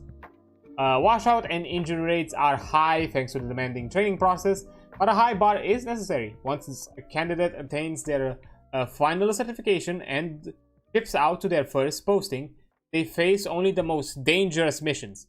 Mechs aren't sent in to keep the peace. They are sent in when all other options have failed. Your character, a Lancer, represents the best of this exceptional corp. Remember, whatever their history, your pilot is ultimately human. They're just as flawed as the rest of us, just as perfect. Pilots are heroes and villains, brave souls and cowards, lovers and fighters. All some of them stand strong when everyone else runs, or others fight are first to face danger, or best and brightest. But they too break under pressure. They fail, they kill, even when they could have spared a life. Pilots and Lancers are from all walks of life. Every station, criminal history, and economic class is represented in the ranks. So yeah, again, you can have many thematics and many ideas just because, yes, because you could be represented as the best of your best, but in your, maybe in your society, in your culture, the best of the best represent just some people scrapping by with, you know, creating peak machinery that they can create, and jerry-rigging and doing the highest level of improvised engineering that they can do with maybe remnants of tools and weapons of war that have been left across maybe a planet who was once a Borderlands territory for control, and you are the remnants of its people who are now basically maybe still in that inner conflict or inner interest of those two powers, but you know, and still left at odds and just basically worse off from it. Or, you know, in some situations, yes, maybe you are part of a corp or some manufacturer of high renown and high tech and high technology, and you could be, aside from its mech developers, one of its best pilots, and of course that also comes with its hefty paycheck and anything else in between. So yeah, there are many ways. Just because a Lancer seems like some high tech, high skill, and high performance, each story in each way you can tell that can differ. Yes, you are exceptional, but everyone is going to be exceptional or reach that peak level of skill in their own way. That's kind of the general talk about Lancers. To be fair, the general theme of it, of, you know, yes, humanity has reached this utopian point, but it's still so infantile, so fresh out of the oven, and still growing and still expanding and still to some extent in the wider perspective of the world or the galaxy, idealistic, that it's not enough to make waves across the universe. So, you know, there are many interesting themes of how exactly you represent that, because even the Union, this introductory side of it doesn't really tell you, but even the Union itself is not perfect. It has its own darker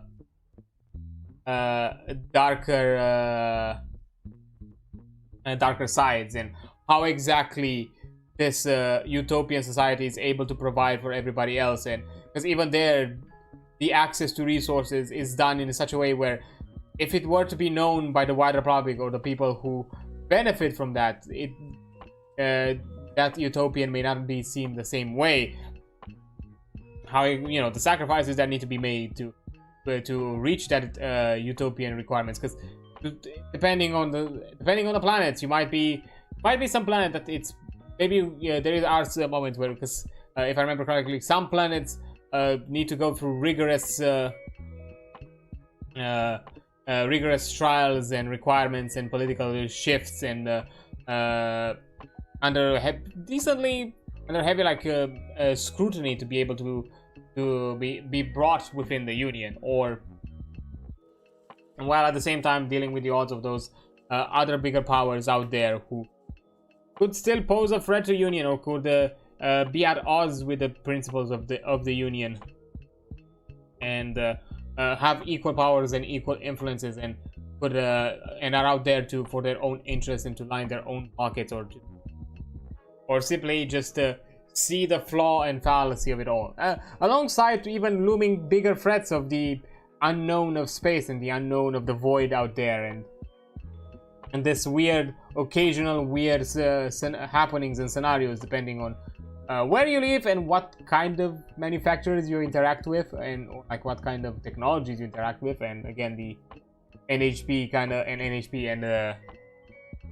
and systems and AIs interact interestingly, and you can have moments where they do not appear as friendly as they seem. So there are a ton of themes out there and a ton of moments you can explore, like, and that's kind of what I like, because again, for someone who is a big enjoyer of the mecha and general sci-fi aspect of things, and even in the mecha genre, there's so many approaches and so many ways and so many layers you can look at mecha, because even there, if you look at it within the manga anime scene,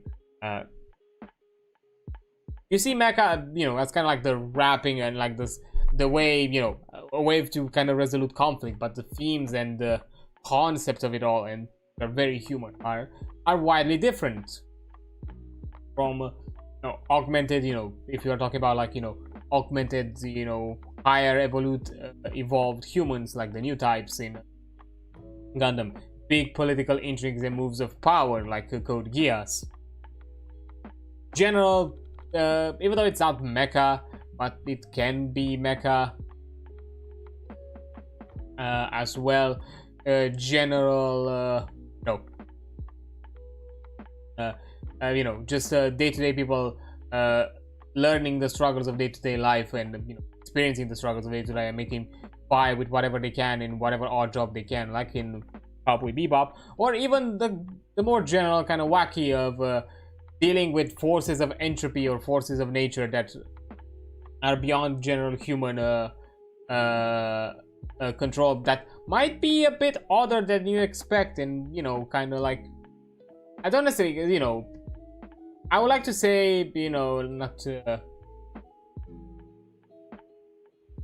Man, why am I forgetting the name of the...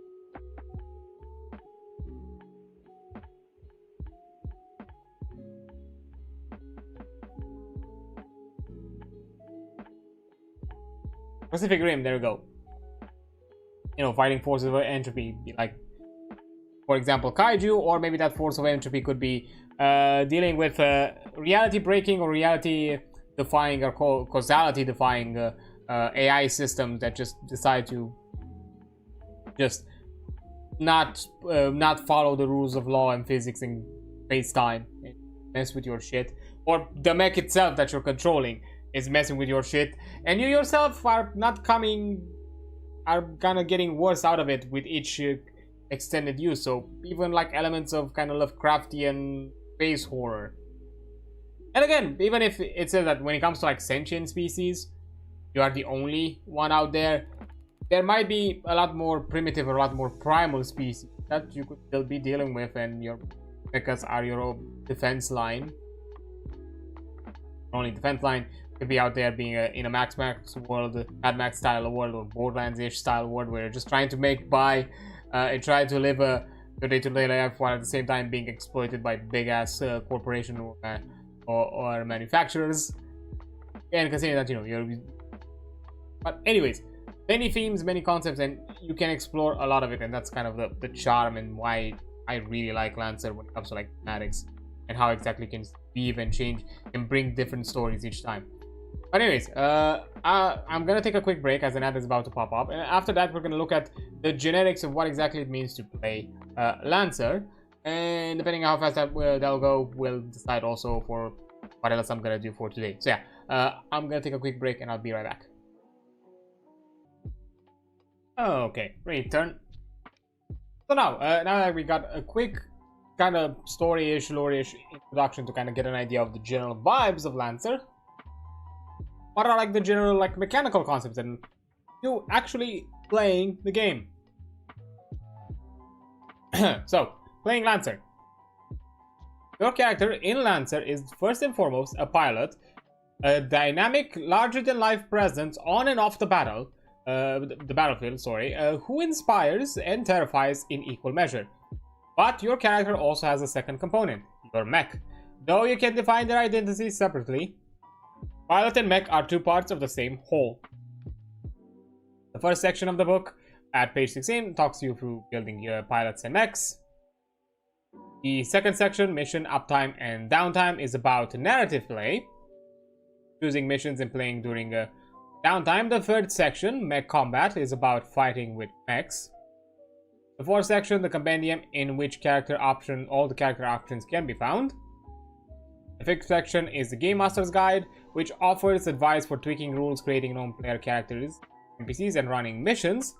And the sixth and final section is the Setting Guide, an in-depth reference on canon setting. So you get a good chunk of everything for running the game. You're getting the themes, guidelines to how to run the game, and the general things that how exactly the structure of play and the general construction of characters happens. Yeah, what do you need? This game uses two sorts of dice, the 20-sided dice, a d20, and a 6-sided dice, a d6. You'll roll these dice to determine the outcome of certain situations, such as firing a weapon, hacking a computer, or climbing a sheer cliff face.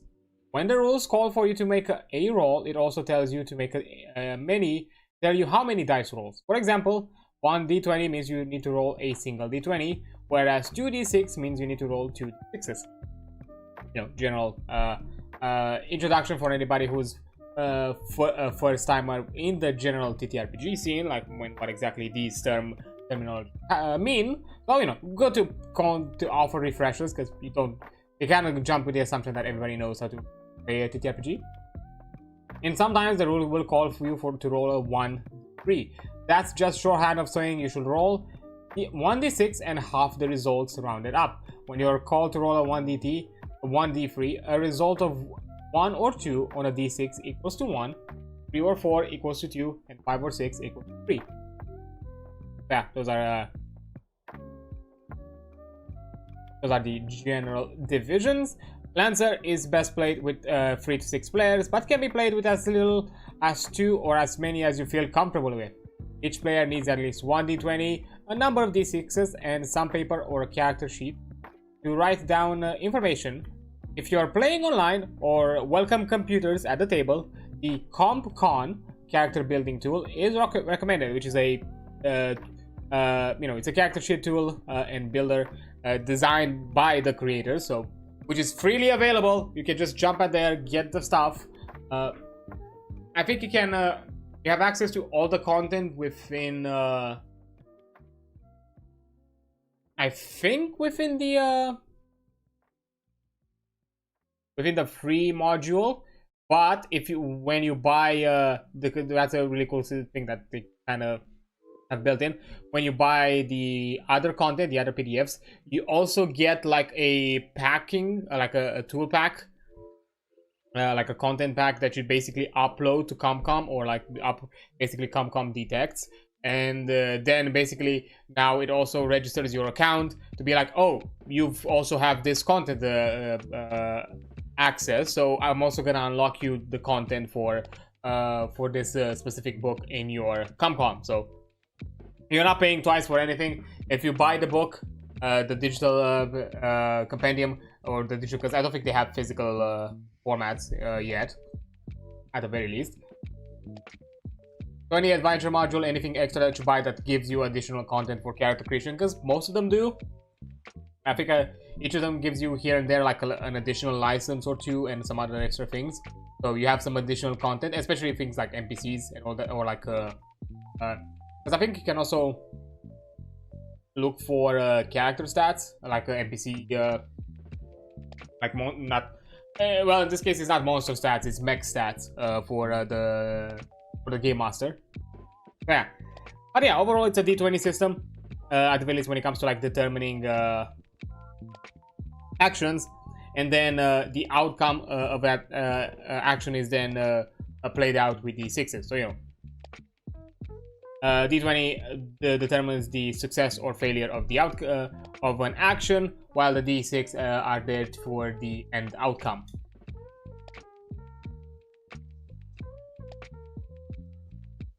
And you also have a quick little hyperlink that sends you, I think, sends you directly to, yeah, it sends you to ComCon. It sends you to the HIO one, which for some reason, but this is it. Oh, cloud images now available. You have if you have a cloud account, images cannot be stored on your account with the manager, which you can find where. Yeah, oh, interesting. But yeah, you have a compendium, access to all the database. So, you know, a lot of like, flavored flavored text, which is pretty nice.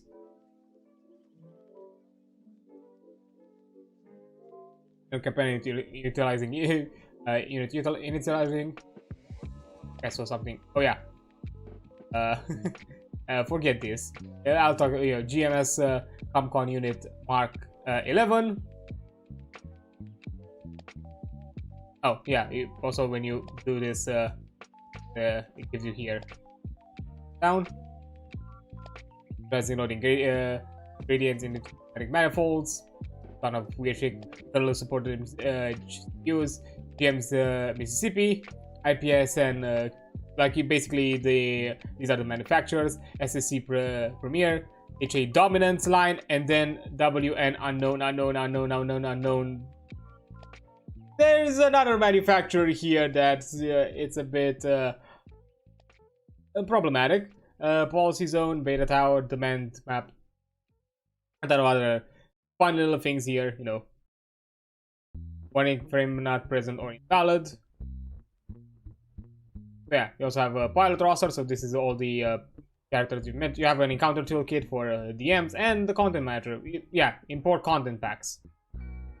So you get like this kind of like LCP specific file that now every purchase on Mastiff is available. Basically, you get access to it that way. Simply put. Yeah. But that's kind of the general thing. Yeah, pretty cool system. So you don't have to actually buy anything. So yeah, it even tells you like here's the content. And also, you have access to community content because of it, which is also really cool as a kind of a way to allow communities as well. So it's even kind of open source. So you know, I think you can get like guidelines how exactly the community can add their own content for the ComCom and just simply load it in. And yeah, it also tells you like what is freely available, what is part of a paid content, so on. So you also have access to that. Similar here. Yeah, cool things. Yeah, this game makes use of a grid-based tactical combat, so it can help to have a paper with squares or hexagonals. The game is mostly designed for hexagonal grids, such as a graph paper or prepared battle maps. Miniatures aren't necessary to play this game, but they can sometimes make combat easier to visualize. Yeah, this is gonna be a bit more of a combat-heavy game, so having maps and some sort of tokens, or something to, you know, determine each character. Again, it's an RPG. You can just take, I don't know, chess pieces or fucking whatever you have available to you, coins, buttons, or anything of sorts, and just determine them like, yeah, this is me, and all that. Most players take on the role of pilots. These are the player characters, or Cs. But one player is the Game Master, or GM.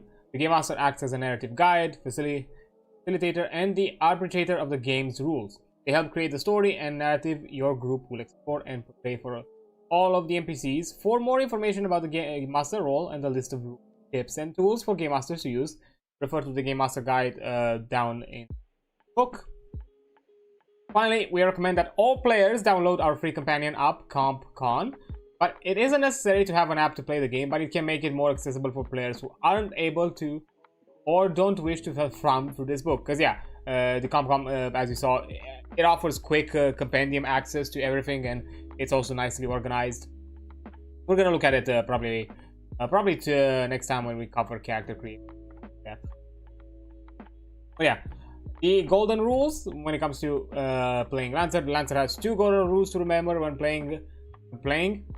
1. Specific rules override general statement and rules. For example, when you shoot an enemy, your role is normally influenced by whether they're in cover. However, seeking weapons ignore cover. Because the seeking tag is a specific rule, it supersedes the general rule governing cover.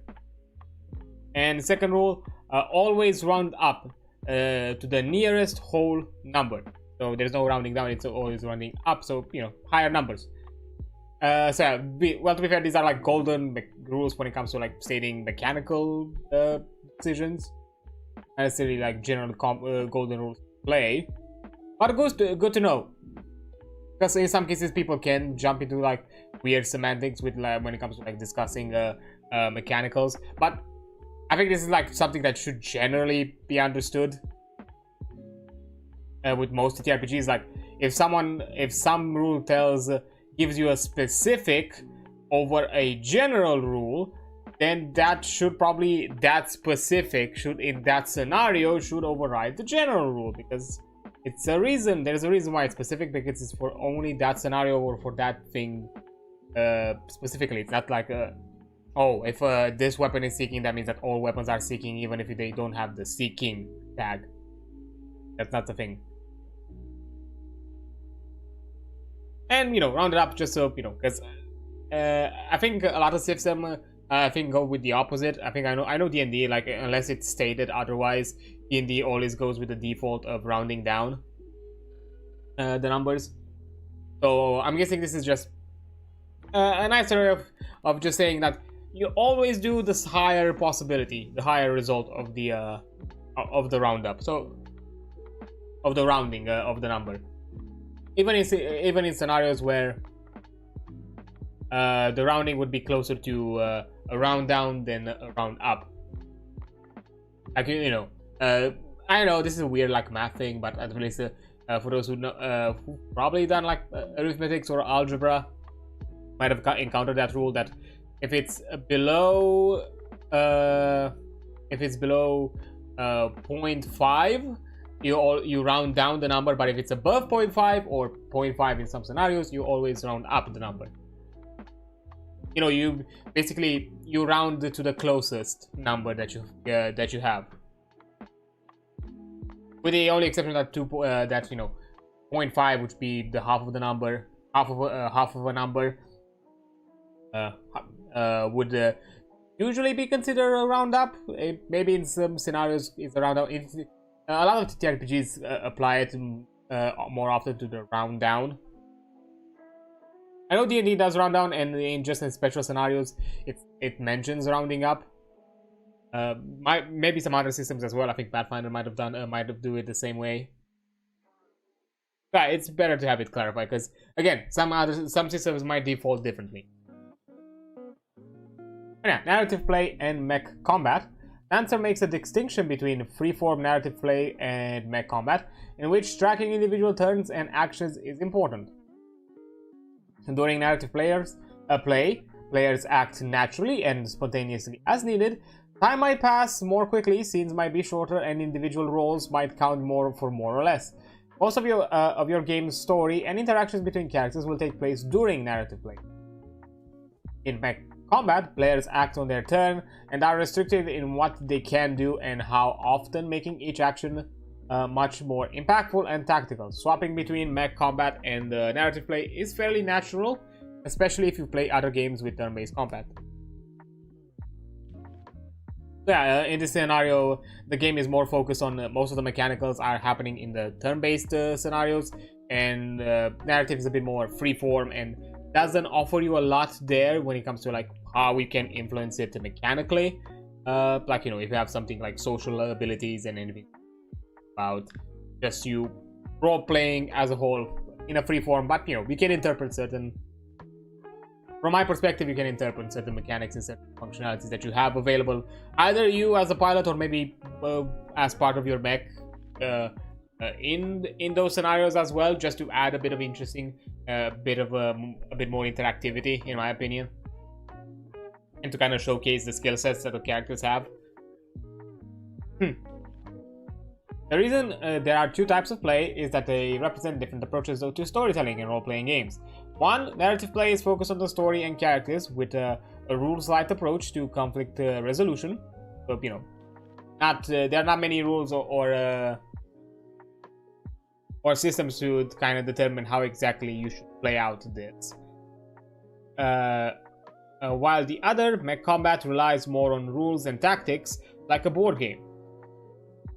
So yeah, that's kind of also like another reason why the kind of Lancer is seen as a very tight, at the very least in the mechanical in the combat scenario type of game, because it feels a lot more focused on like an actual kind of like tactics game. Like it feels like it's built like a board game, a lot closer to a board game than maybe an RPG, a tabletop RPG. Depending on your game master and group of players, you could spend the whole session in one type of play or the other or with some of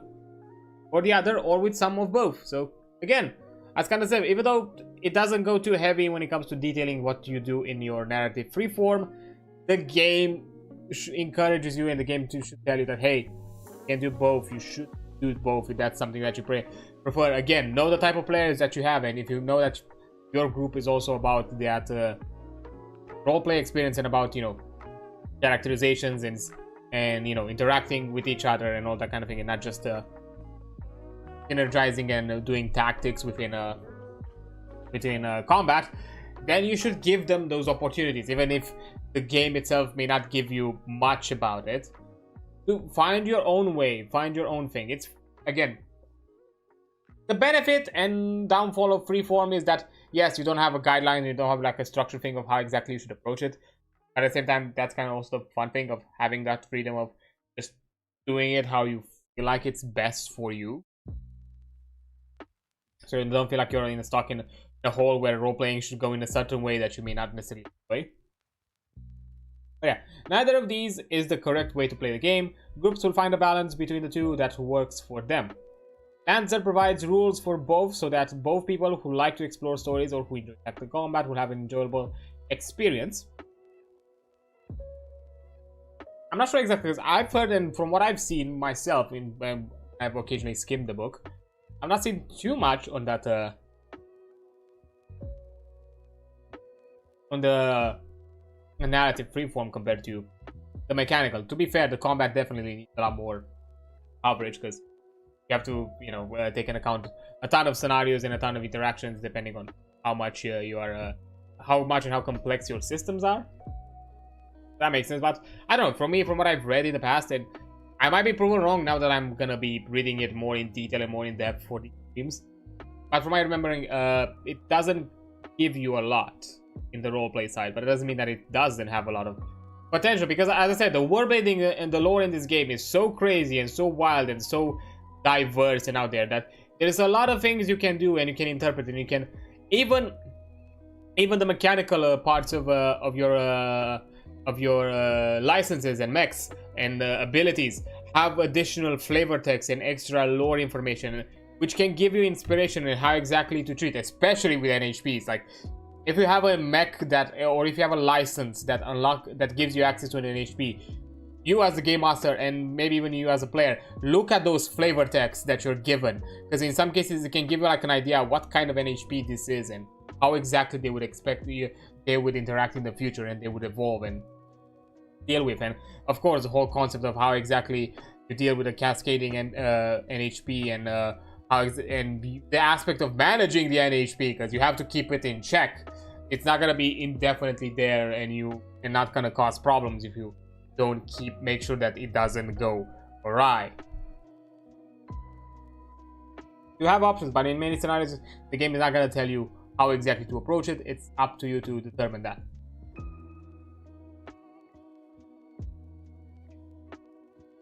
Skill checks, attacks, and saves. They are. Oh, hey, Pixel, hi, hey, how you doing? Pixel, thanks for the sub. I do appreciate it.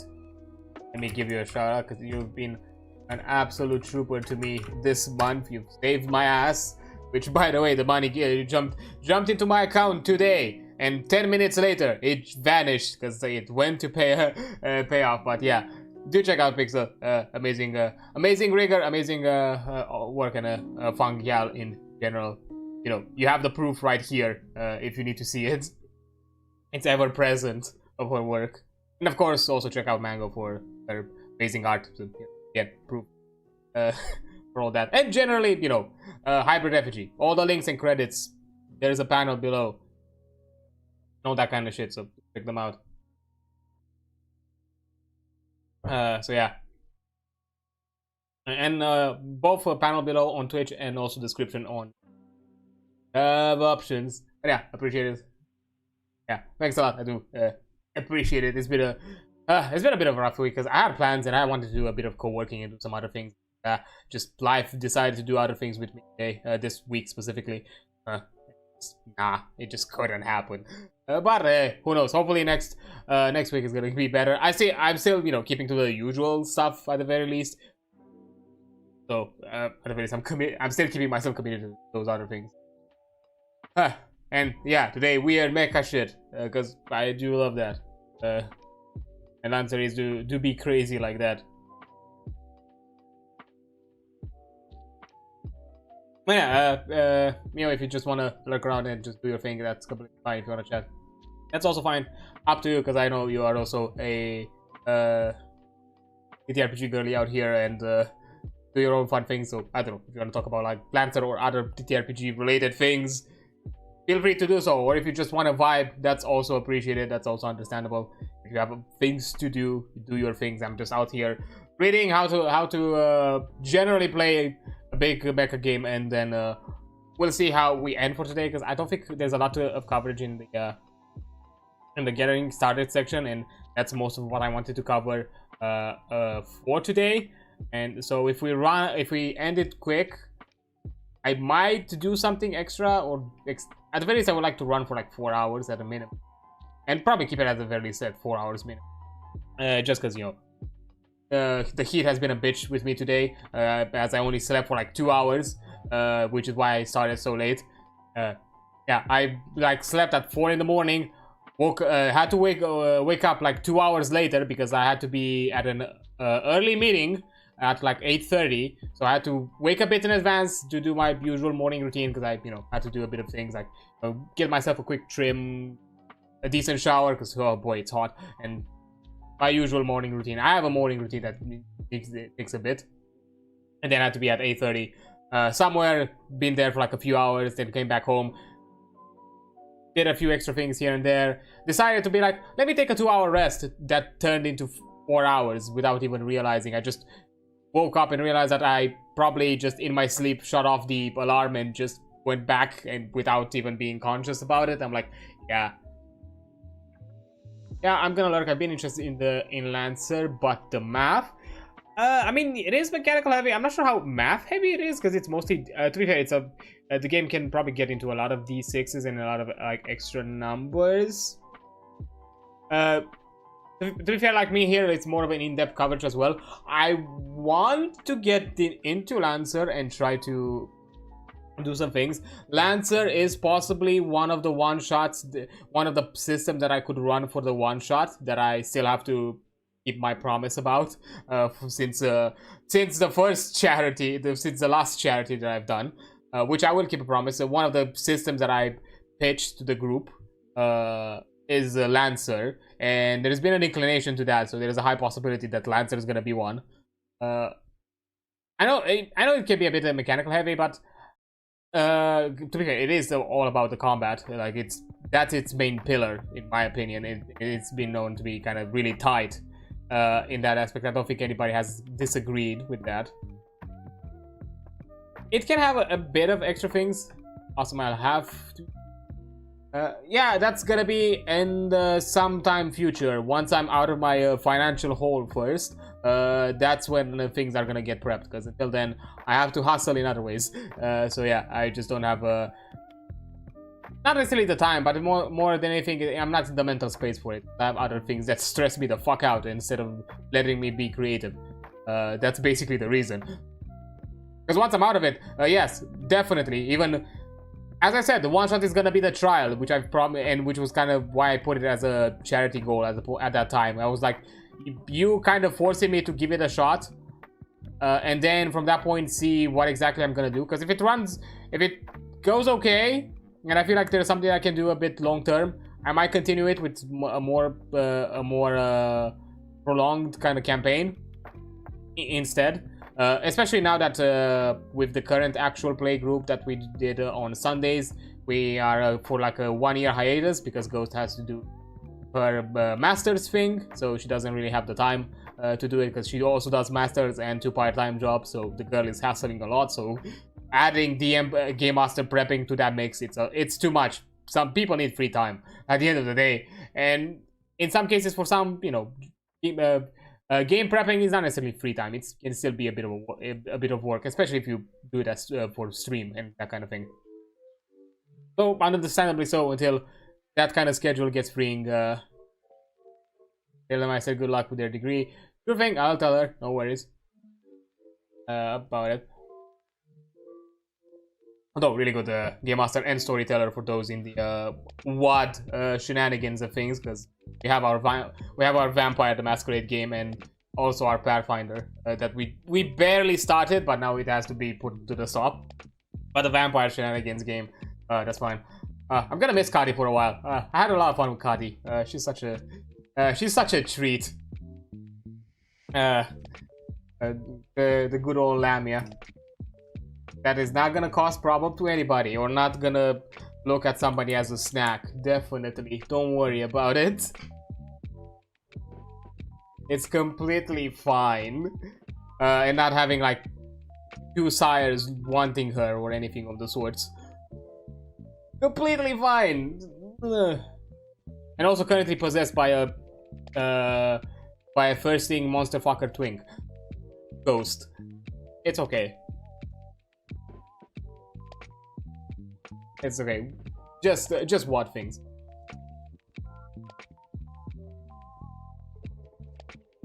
But yeah, so because that spot has been freed, again, if the one shot is running well, I might decide to actually do it myself and maybe do like a longer term campaign in her stead. Because I think as a player, we haven't yet fully discussed that, because again, I need to get to the point where I can actually work on it and then have the discussion about it. But I think at the very least, as a player, she might be able to at least jump in, and so that way we still have the entire crew and the entire roster that way for the shenanigans. But yeah, Lancer is one of them. Cyberpunk Red was another one put on that list, which I'll be fair, because it's another one of the systems that I want to try and run and learn, because I'm a Cyberpunk sucker as well. I have to be after the fucking obsession. God damn it, and there's like another update that I'm not gonna stream it because the content for the update, it's not like a lot when it comes to story, so I'm not gonna stream it, but I'll probably at some point have to jump into it myself to check out the new content. When are you stopping with the updates, CD Projekt? Come on. It's the 4th time you said this is the last update since 2.0. Like, what? Come on. I want to try other games. But yeah, Cyberpunk Resident is another one. I think it was like another game that I had in the because I wanted to kind of like go into like the sci-fi side of thing myself, with one exception. I have like a fantasy, like a dark fantasy setting idea for which I would like to run in Pathfinder. which would be the only exception to the norm. There's another crazy one that it's a crackpot idea that Ghost gave me, because she was the one that fucking polluted my mind with it. The idea of because there's actually been some sort of kind of transition, kind of adapting concept like rule set, or at the very least in the concept scenario of combining old World of Darkness systems with Cyberpunk 2020 and basically creating not new World of Darkness, I forgot exactly how they called it, but basically a World of Darkness that is Cyberpunk and in the far future, with Cyberpunk concepts, and also at the same time the big weird crazy watch shenanigans put to it, which I kind of love the idea, because both games have a concept of humanity, which is really important about them. You know, one of them is it's connected with the the overuse of cyberware, while the other one is more connected with the the bigger entropies of supernatural powers that basically take over your lives. You know, the beast if you are a vampire, the big Gaia, and the entire fighting the forces of the general forces of the worm with werewolf. Brave, it's kind of its own weird thing, and just basically, and Mummy, like with basically what the therapy session and Mage just being you out there trying to reach godlike powers, while at the same time not have the fucking magic police just lock you up at the same time. There are a ton of concepts. To be fair, I personally would probably centralize it again into either within Vampire or Werewolf, because I think those system would fit the cyberpunk concept the best. There's some ideas how you can incorporate Wraith. My mind, I had like an idea for it, because aside from the Pathfinder setting that I had in mind, I also had like a kind of, what if we took concept of general fantasy, but we adapt them to within sci-fi scenarios, where, for example, orcs are just basically not mutants, but genetically modified humans, for example. The whole thing with undeads are kind of Warhammer-y in a way, where spirits are actually AIs or like digitalized psyches, and undeaths are just basically that, mechs or digitalized forms of the human body, especially for things like netrunners or anything like hackers or anything of the sorts. And those kind of concepts, trying to kind of, and that one started to kind of shift into like a lot of themes where it might have a bit of Destiny, it might have a bit of Warhammer, it might have a bit of Cyberpunk and some other things here and there. But I thought would have been an interesting concept to kind of take the general like fantasy stereotypes or like concepts and somehow readapt them, rethink them into a like full-on sci-fi cyberpunk setting. And I have like some other ideas. Fate I wanted it to be also kind of like a big factor, similar to how the whole territory thing was like a thing in Cyberpunk game. Anyways, I have other crazy ideas aside from just me wanting to run systems that I think are cool. But again, those require a lot of work, and I need the time and the mental calm to actually work on them. So yeah, until I'm in the clear with my with my dealings and with my financial hustle, they're a bit on standby. But once I'm done with that, which worst case scenario would be by October, because I'm still hoping that I'm at the very least able to keep the monthly payments. By October, I should be done. So starting from November, you should be hearing something. Because I only after this month, I only have like 3 more months to pay to make payments. August, September, October. So yeah, after like fucking 3 years of loans, I'm almost free, almost. But yeah, back to the topic at hand. I know I went a bit ranty, but it's fine. I do like to rant. Skill, checks, attacks, and saves. There are 3 types of dice rolls in Lancer: skill checks, attacks, and saves. In narrative play, you only need to worry about the first of these. In mech combat, you'll use all 3. But, there are a few mechanical aspects about the freeform roleplay, but not that heavy. You make skill checks whenever your character is in a challenging or tense situation that requires effort to overcome. When you want to act in such a situation, state your objective. For example, like break down a door, decrypt data, or sweet talk the guard. Then roll a d20 and add the relevant bonuses. On a total of 10 or higher, you succeed. As a result, of 9 or less means you fail to accomplish your goal, and you may suffer the consequences as a result. Although the Game Master can't change the target number, which is usually 10, they have access to several tools that are explained later, such as declaring a skill challenge or deciding that your action is difficult or risky. So yeah, this is just more of a guideline of what to expect as challenge numbers. So I'm guessing that overall, when it comes to modifiers, you're not running into big modifier numbers. You have 10 as being kind of your threshold for success.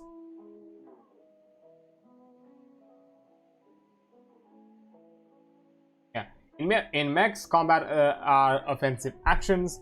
Attacks are any offensive actors, against other characters. Like firing a weapon or hacking into an opponent's mech, attack rolls are similar to skill checks. Roll a 1d20 and add any bonuses, but the target number isn't always 10, and usually depends on the defensive capabilities of the target. For an attack to be successful, it needs to equal or exceed the target's defenses, similar to kind of armor class or AC. Successful attacks are described as hits. So if the rules tell you that an effect happens on hit, that means that it takes place when you make a successful attack. Some attacks also result in critical hits on a roll of 20 plus.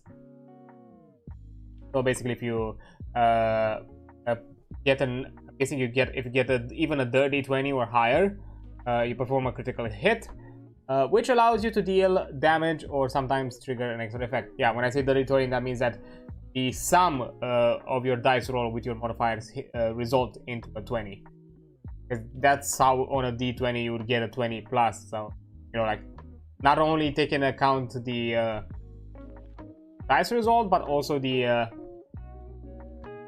general added overall number result.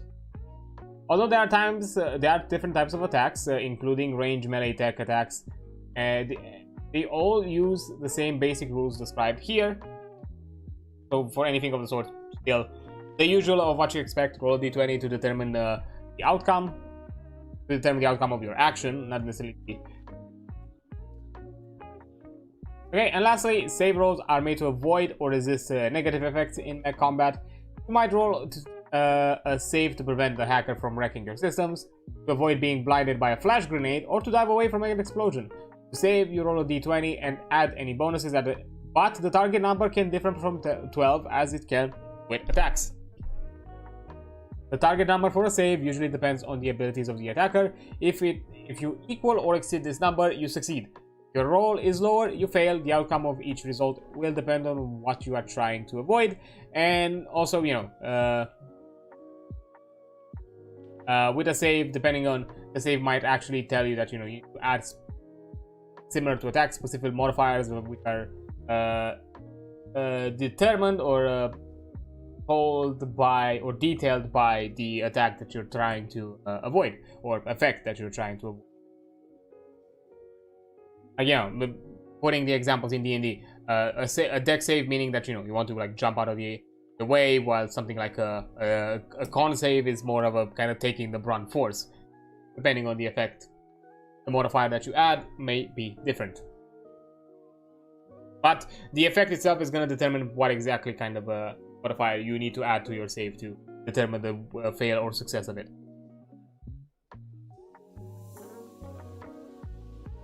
Now, contested checks.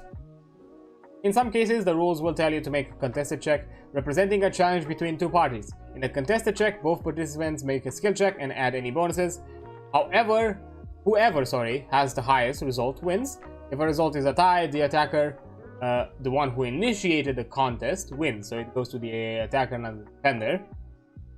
You might make contested checks in both narrative play and mech combat. I was about to say mock combat. I mean, hey, you could mock up combat sometimes, maybe, I guess. Why not? But yeah, usually expected thing like rock, paper, scissors. Rolling 2 dice, seeing who gets the highest, whatever. You can do choosing to fail. You may always choose to fail a skill check or save. You might do this if an ally is trying to help you out, or even just because you think failing would create a more interesting story. So yeah, sometimes failing can also be both for narrative reasons, or in some cases there could be an interesting mechanical edge about it that trying to fail for like a reason, which in most scenario it has an underplayed or underhanded kind of like story or narrative reason of why choosing to fail is important. Maybe you choose to fail because you're trying to convince somebody of something, or maybe you want to make this pretense of betrayal and make an attack against somebody, and that person is gonna be like, oh yeah, I'm gonna take the hit, so convincing. So it convinces them that there is an actual betrayal and all that kind of thing. For narrative reasons, you can do so. And then talking about bonuses, there are 3 kinds of bonuses that can be applied to rolls in Lancer. It's accuracy, represented by a plus, difficulty, represented by a minus in a hexagon, both of them, and static bonuses. Accuracy and difficulty represent momentary advantages or disadvantages, see below. Statistic bonuses, statistics, not static, my bad. Just sometimes I'm not good at reading fully. I just jump up to assumptions. Bonuses come from 3 sources: your pilot's talents and experiences, which are triggers, their skills with mechs, which is mech skills, sorry, and their grit. Each role can benefit from 1 statistic bonus at a time. In many cases, none of these bonuses will apply, and you will just roll 1 d20. So yeah, accuracies are basically your advantages, so you add to your roll. Difficulties is something that you always subtract from your roll. That could be imposed upon you by either an effect that maybe you yourself you're doing, maybe you're doing some sort of a high power effect, but it's not. It has some high risk, high reward kind of scenario, or maybe some environmental or other external scenarios might cause you to not act as appropriately. Similarly to accuracy, you might have outside forces like allies assisting you that improve rolls, or maybe you have something more mechanical. I don't know, like a sniper that when you're scoped in, you have a better chance of actually hitting your shot than if you were to do it, quote unquote, hip firing or iron sighted. Accuracy and difficulty. Accuracy and difficulty are temporary modifiers gained and lost in rapid chaotic moments of action. For example, 2 mech pilots of equally matched duel amidst the shifting debris of a shattered frigate. Attempting to land a shot, they dodge to avoid incoming fire and floating slagged bulkheads. The debris makes it unlikely that either will land a clean hit. However, one of the pilots, thinking quickly, hides amongst the floating metal. Whether the enemy gets close, the pilot springs forth from hiding and catches their opponent unaware, making the shot much easier than normal. Situations like these can cause the pilots to gain accuracy or difficulty. Each point of accuracy adds a d6 to a roll. Each point of difficulty subtracts a d6 to a roll. So that's kind of where the mathy part goes, because accuracy and difficulty is not just, it's not a static number that you just add or remove. It's a number that you roll as a bonus or a or a subtraction. Accuracy and difficulty cancel each other out on a 1-to-1 basis. So I'm guessing that also applies that if you have like stacking accuracies or like stacking difficulties, you still you take that in account. So for which I think I can see it already example below. So let me just go through that instead of just going myself. If you are lucky enough to be rolling several of the same bonus dice, whether accuracy or difficulty, you don't add them together to determine the result. Instead, if the highest number rolled, find the highest number rolled and apply it to the final roll. Because of this, no roll can receive more than a -6 and or a +6 for accuracy or difficulty. So yeah, considering that you're doing the D20 rolls, it would have been kind of crazy. You know, if you basically added or subtracted all those dice, because after like 4 D6s, you can go into the negatives for a difficulty subtraction. So you know, it's more about the idea of giving you more chances. The more advantages you have, the higher the chance you have of getting the highest bonus. You know, and the more disadvantages you have, the higher the chance for you to get the lowest subtraction, the lowest penalty, the biggest penalty. Sorry. So yeah, for example, for an attack with 2 accuracy, you roll 2d6 and choose the highest of the 2 dice. Then add that number to your attack. If you roll a 3 on one die and a 4 on the other, you add a +4. In this scenario, it's referring that both dice are the d6s. You add the plus roll to the 4, not a +7. Yeah, you choose the highest of all the d6s that you get. For an attack with 2 accuracy and 1 difficulty, you only add 1 d6 to your attack, and the difficulty no longer is taken into account. Basically, they subtract each other. Difficulty and you roll as 1 difficulty, and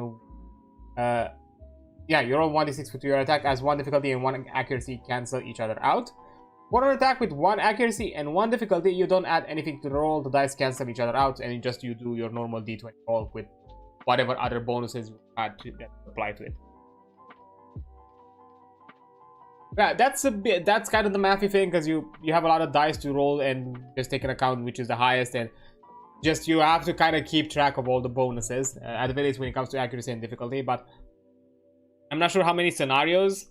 Again, this is something that once I probably get myself into a play scenario, I could offer a better idea. But I'm expecting that you're not gonna be in too many scenarios where you have constantly overstacking accuracies and difficulties that you need to keep track of for long terms of time. And to be fair, it's even mentioned here that it's more about the moment to moment. So like, even like probably for mechanical benefits from, I don't know, items, weapons, or class features, it's most likely those bonuses are not long term. It's something that you probably activate during your turn, and it's only present for that duration, for that turn's duration, and after that the modifier disappears. And probably more of the statistics bonuses, those are the ones that are going to be more ever present, because in most situations the statistic bonuses, from my understanding, is kind of referring to modifiers that you would have on your character sheet. And the last little element is grit. Pilots are lucky and unique individuals, multi-talented and resilient. Even so, brand new pilots don't measure up to tempered, battle-hardened veterans when push comes to shove. The benefit of experience are measured by grit, a bonus that reflects to your pilot's deep reservoir of resolve and will to live. Grit is half of your character's license level, rounded up.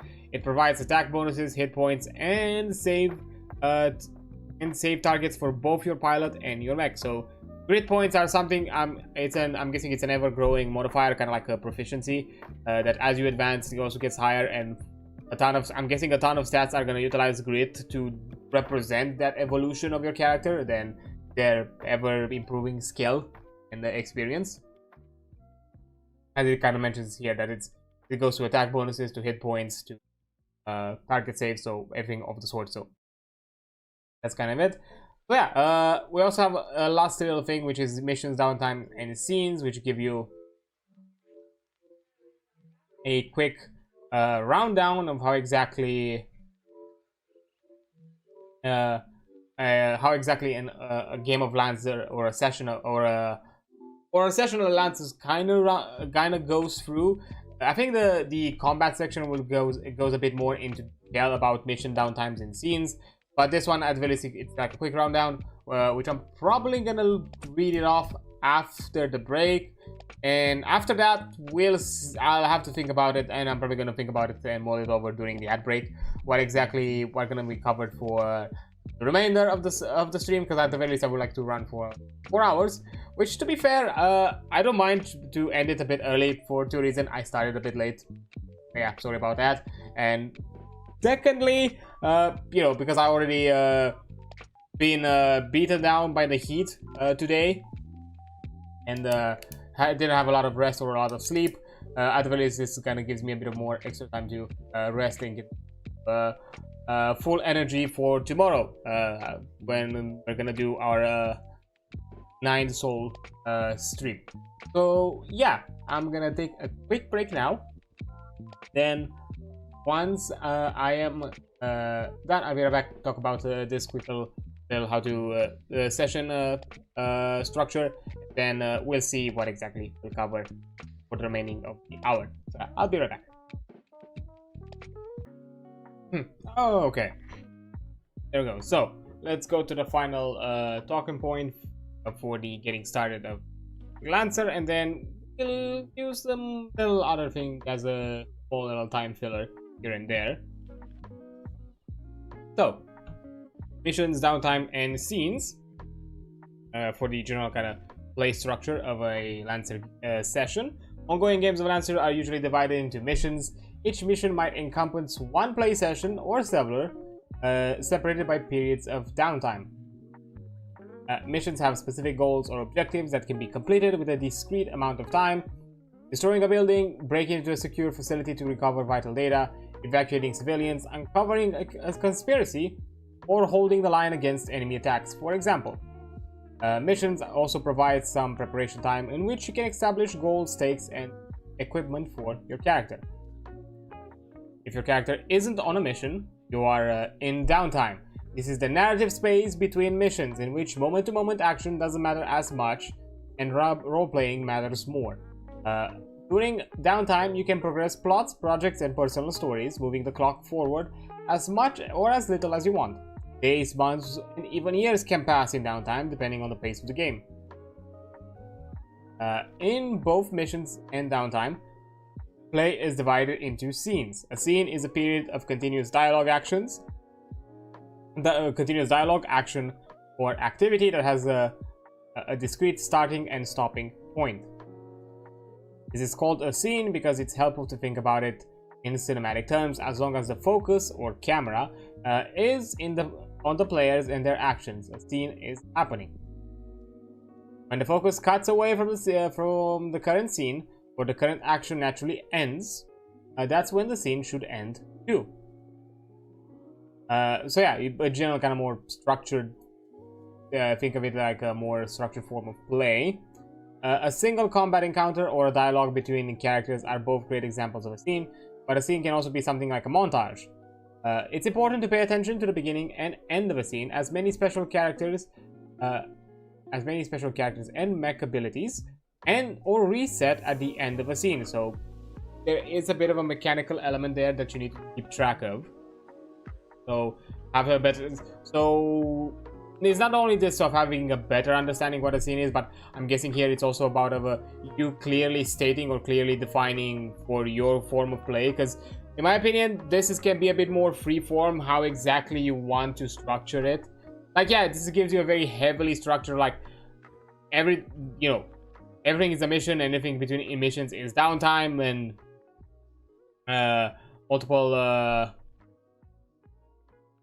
multiple sessions that encompass the missions are separated by downtime. But in my opinion, they could also be just the mission, and could be a thing that might have a narrative reason of why you don't have downtime and you're just doing the mission for like multiple sessions. So like, yeah, this is a very clear kind of like put down kind of like form of play of structure of how to separate the narrative and the combat and the mechanical. But in my opinion, I feel like you could be a bit more free flowing with it, but in the sense that you with your group determine very clearly what a scene does it mean to you, and what a scene entails, especially in case it has like mechanical uses, so that way you have an idea. Because for example, like WoD or a lot of like World of Darkness stuff kind of focus on that, especially with the splats that don't focus necessarily on combat. For example, as Vampire, because a lot of the disciplines have a lot of interplay and use in more social scenarios. than necessarily in combat scenarios, and in those cases it has to have a bit of a clarification of how often certain abilities or certain effects last and for how long, of how often can be used and how long they last.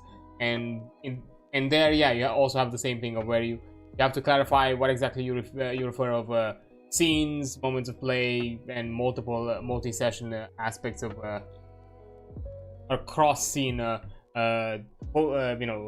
duration kind of effects, and how exactly those are determined. So similar thing here, just in this case I feel like it should be a bit more free-flowing, so clarify with your group what exactly a scene is, because I'm guessing like this is probably because I think I've heard I occasionally hear the complaint when it comes to like the narrative play side of Lancer, and I feel like this section might be the problem. Like some people might run this this structure a bit too much to the letter, where in my opinion I feel like you could interweave narrative play, or interweave combat, or make combat more prolonged, or make downtime, or make the narrative side of it be more important when it comes to the mission.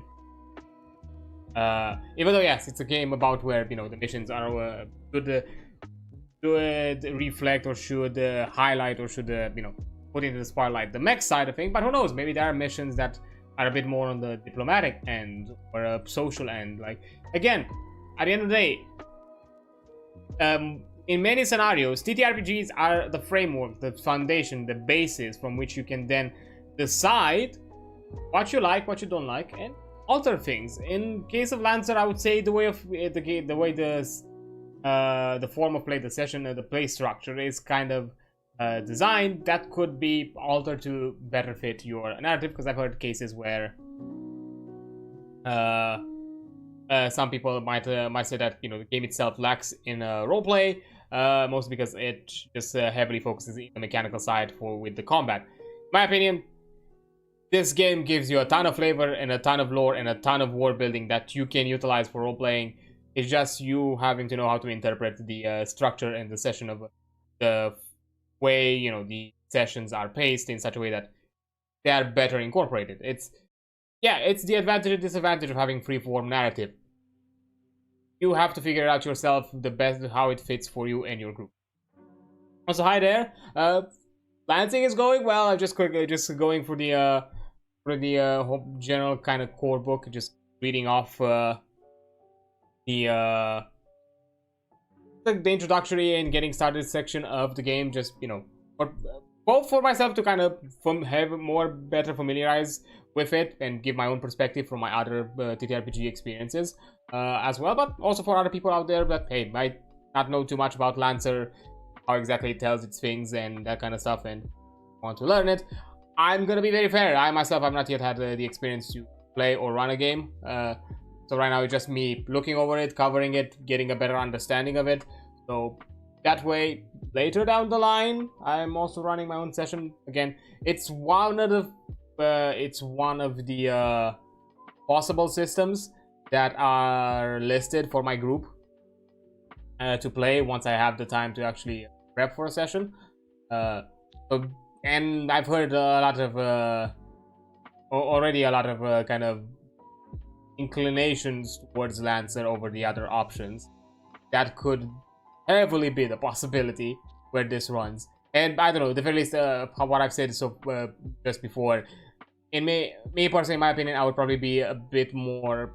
I would interpret or take the structure of mission downtimes and scene more to my own liking, as I feel like a lot of people, and probably that was the where a lot of the complaint comes when this game some parts of the community say that this game does not offer enough narrative or roleplay opportunities, is that I'm guessing they're kind of keeping themselves to this structure of mission downtime, and I think if I remember correctly, later down the line in the combat section, it actually even heavily more details that you have a prep time, mission, and then basically downtime, or kind of the conclusion of the mission, what happens after you complete the mission, which feels very gamey in my opinion, like kind of video gamey, of how you have the pre-lobby kind of prep phase, the matchmaking moment, and then whatever the conclusion of the matchmaking, which is reaping the rewards and all that kind of thing, which it's very gamey structured. To be fair, that is the advantage of why, from what I've heard and what other people say,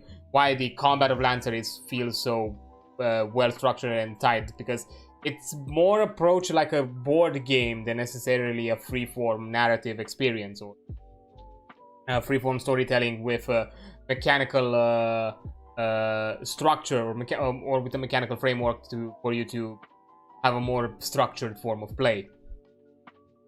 Well, here that it's more about like, yeah, you're kind of playing it a bit like a board game, and then in some moments you have sections of narrative.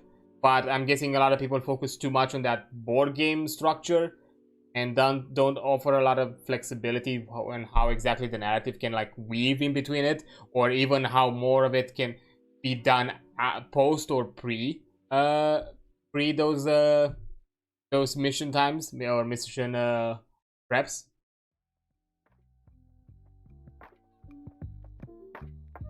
Yeah, but yeah, this is kind of the general structure overall. Like, you know, it is a bit numbery, but I think I think it covers it this pretty well. Again, I'm not sure exactly how crazy it gets at the very least side with accuracy and difficulty when it comes to like how crazy you get with the stacking of those, but I'm suspecting it's very rare to get too many of those, so you can easily jump to the conclusion how much accuracy or how much difficulty you are dealing with in the scenario, especially because, you know, they cancel on a one-to-one basis. Keeps it simple, and again, they are very momentarily compared to the flat modifier that are ever present to your character. But yeah, I am excited to like look more over it in coming weeks for streams. That today I just wanted to cover kind of the general introduction of what exactly this game is about, and, you know, very obvious for anybody familiar with how ttrpgs work, because it's a mix of a D20 and D6 system at the same time, because both of those dice are kind of the highlighted. And I think like the key bit, sorry, drop my pop filter because it no longer screws in, it just basically rests on my stand.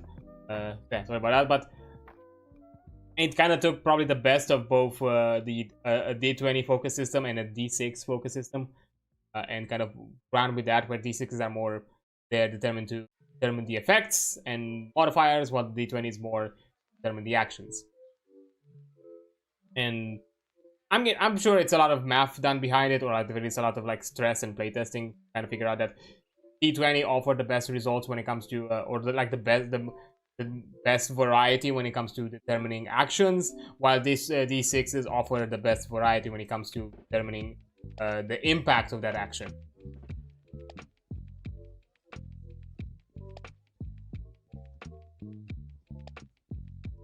So yeah, overall nice. And of course the general kind of varied lore, because that's the cool thing of being like, hey, the universe is overexpanded, and you know, humanity has colonized over a millennia, across the galaxy. So there's a variety of cultures, from, you know, feudal sci-fi societies to high-tech, you know, far future or, you know, space future kind of technology, to even like probably some Mad Max Fury Road type shit, where, you know, people just have clanker mechs, kind of like you know, basically have like clunker mechs makeshifted from whatever spare parts they find around. So you can find a ton of themes and find a ton of variety, and you can, for those of course, especially because, you know, being Lancer and it's being a mech game, it's definitely has a lot of inspiration also from the kind of the anime mecha scene. So definitely you have a ton of like reference materials you can look for it as well. So, you know, you can have something more, you know, Cowboy Bebop style, something more akin to maybe Gundam or Code Geass, which are form. I don't know, if you want to go a bit weird with it, Darling in the Franxx can also be a thing. Just don't make the minor. That's just weird. So yeah, there are thematics even from the general kind of like sci-fi scene, or just simply this variety that even the mecha scene offers you. Maybe you can, or maybe you want to go a bit more Sentai flared or kaiju Pacific Rim style, or who knows what else. So yeah, there are a lot of options, a lot of variety. Even if it just says that, oh yeah, it's just humanity dealing with tons of mech. Yeah, but it's humanity across such a vast expanse that the cultures can vary to high extremes, not just within a similar you know, level of technology or levels of advancement. But yeah, I think that's kind of covered what I would like to cover generally for Lancer for today. Next time, I'm gonna look over the building pilots and mechs, basically the character creation process. Then, you know, after that, the next session is gonna be about the combat, how you run a moment of combat, because that's kind of the big part of Lancer. And then finally, as I usually conclude it with GM side, as you know, the compendium and, you know, go with the lore section. That's stuff that you yourself should explore and experience, deal with. I'm not gonna cover too much of that, and even in some places here, I might skim through things. Probably in the GM's toolkit, I might skim through options, or like if it has like certain like mini GM compendium style of things, like NPCs or anything of the sorts. Like, I'm probably gonna skip those. And like here, like the classes, for example, templates and all that, I'm probably gonna skip. You know, just gonna keep it concise. The you know, and the finer details, that's for you to go through and discover. I just want to kind of cover the broad strokes of across the system. But yeah, with the remaining hour, I decided, like, why not just look a bit at the Comcom, so you kind of get a bit of an idea of how it's structured, not necessarily about the character creation of it all. I know it's the way it kind of framed here, it doesn't cover it fully for some reason. So I'm sorry about that. I'm not sure if I can lower it myself, because I prefer to keep the framing as it is, because it obscures a few of the details that I just don't want to show. Basically, it's of like the tabs and all that. It just shows a bit more of the what I want. So we'll just run it like that, because, you know, it's fine. These are just quickly trimmed. But yeah, going to the compendium, basically you have everything listed nicely in categories. You have the manufacturers, the frames, the pilot gear, talents, NPC templates, action, economy. So you have your list of actions. So, you know, with a cool rundown of manufacturers, basically you get a quick you know, quick explanation of what each of them is about. This one being the most it kind of shows how crazy Horus is, being the one with a ton of detail. You know, the frames, which basically you have everyone, and we also have the logo with the manufacturers here. It's nice. Actually, let me just show you one that, you know, you also have the highlight. Everest is the only one without, because Everest are basically the frame that you start with, so they are designed to look however the hell you want them to look. Do you want to have like a unified team of maybe, I don't know, like military personnel, or just to kind of show the type of technology that you know, a colony or a planet has, or maybe just want to have like varying styles in design. Maybe somebody a bit more, you know, blockier looking, maybe some more angular or round shapes, or all that sort of things. It's purely up to you, whatever color schemes you find to your liking. Pilot gear, because you have a few things like, you know, hard suits, you have some weapons. Again, most of the combat happens in mechs. Like, these are just there for you to have, although good luck if you ever have to be out of the mech and, you know, you're out there with a you know, out there in the pocket with a quickie in your pocket and a dream, and trying to hope that, you know, you're gonna wreck a mech with that. Yeah, the selection of all the talents, and that's gonna be something that we're gonna cover in character creation and what exactly it's about them, because each talent basically has like advancements, and you basically select multiple of them. So you have a ton of so basically you technically the talents are represent the skill sets you have. So you can have a lot of variety. That's for sure. NPC templates, this is mostly for DMs which is not available because I'm guessing you need to have the core rulebook pack installed to have access to that. The action economy, and reference and what exactly they mean with the icons, and quick detail about that. Licenses, and what exactly you obtain from, because you basically you obtain these mechs through advancing your character, and depending how you advance, what license determines what you get. This is basically the mech arsenal. Some are general across the board, because GMS is basically, yes, your starting mech, and also basically most mechs can have them. These are more tied to the license, so in most scenarios you're probably going to have access to them only if you have these licenses. Progression. Backgrounds, which are another part of the character creation, which is mostly just for the flavor and thematics. I don't think it gives you any statistical benefits. It's just an idea. It's just a few options that give an idea what exactly. But as a background, past NPC classes, again, that's probably more related to the core rulebook, which I'm not logged in or anything here, so I don't have them. Yeah, compendium of all the statuses. Equipment tags and what exactly they mean. A series of terms as well you can understand whenever they refer to something. 4 bonuses, which these are kind of like abilities tied to your mech specifically, and give you some special effects. Well, core bonuses are a bit more of a bigger thing, while mech systems are more like skills and other options that you can install. But again, even systems, you have a amount of system points available, so it kind of tells you how many you can install them. Like these ones, technically also like the systems are there to kind of customize, because you have like type 2 flight system, EVA module, custom paint job. Technically, these are additional gear for your mech. Skill triggers. So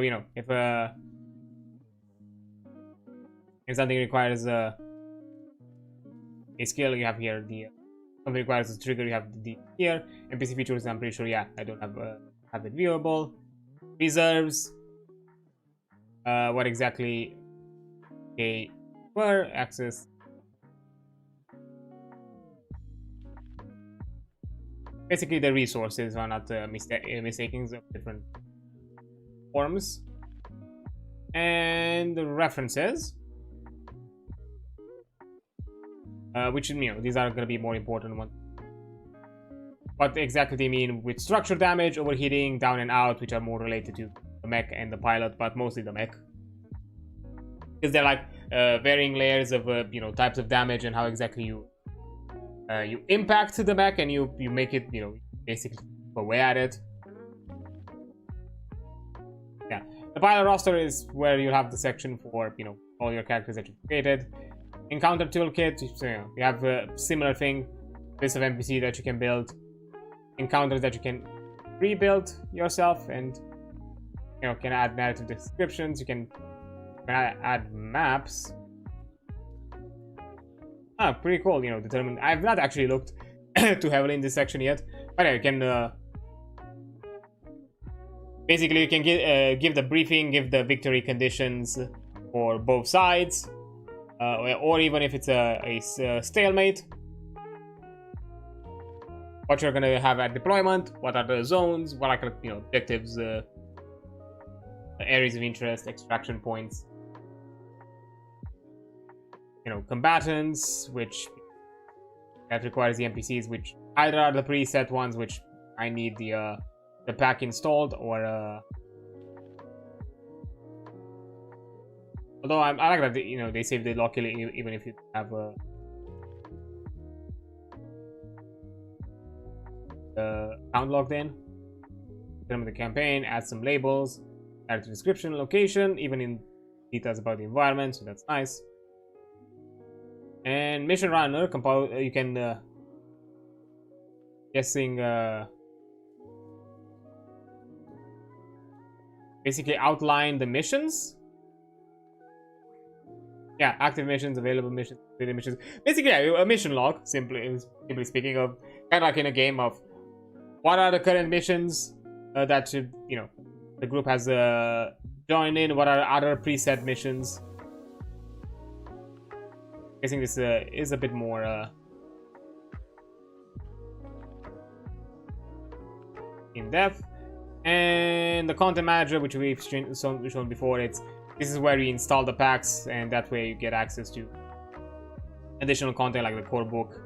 Yeah, here you have like Lance core book NPCs, which you need to have the book bought first. Some are freely available as well. I think the asterisk refers to something specific, and also I appreciate that they have the system kind of open source, so that means that even other people or people within the community can be like, here you can add them automatically to the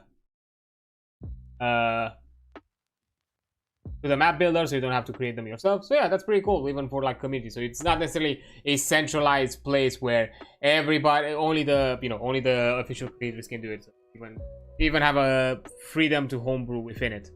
That's really cool. I really like that. That's I mean, that's kind of like a lot of fun. But yeah, it's not much to show. I'm gonna probably go to show the pilot roster once we cover character creation next time. But yeah, overall pretty excited to cover over more Lancer. It is a game and a system that kind of tickled my interest for a long time. Again, high possibility of this being the one shot that I run for the future, one shot stream that I promised to do. And then if things go well and everything goes as intended, and as well as I think it's viable, I might continue it and make it a bit more of a long form kind of scenario and a session of the sort. Yeah, we'll have to see how exactly that that runs. But yeah, I guess this time around, because to be fair, Lancer is a lot more, I think, succinct. But it's still like 400-page long book, but a lot of it is lore compendium things, like actual content that you need to understand for character creation and combat. 84 pages, and then if you are also a game master, add another 30. Yeah, like another 30 pages basically, without the building NPC. So that's like less than 100 pages. The rest of it is just the content and the compendium. So yeah, like under 150 pages worth of rule sets of how to run the game. That's decent amount, honestly. And so I think it's a game that is probably a lot easier to pick up. It might have a bit of a learning curve, definitely, but every TTRPG does. But it's not necessarily as dense as some other bigger ones out there. Also, hydrate, Joe. Yes, sure, I will hydrate and stretch. Appreciate you taking care. A sip and stretching the bones as well. A shout out the butt and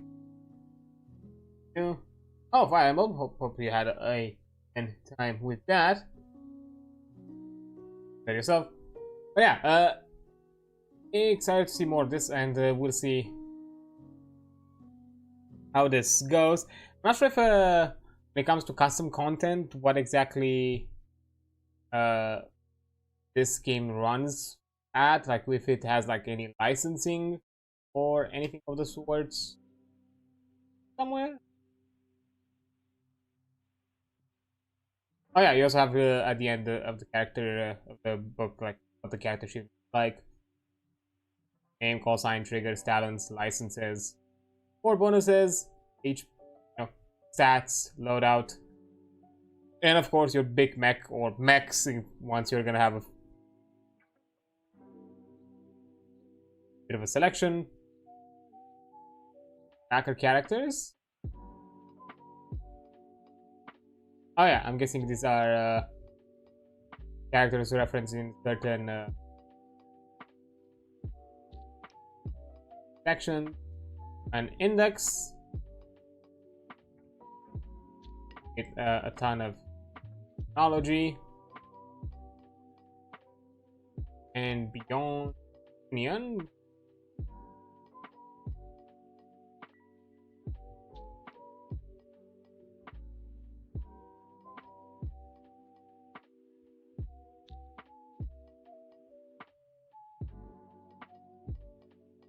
I think these are a ton of. Oh no, I think these NPC. Oh no, pilot examples.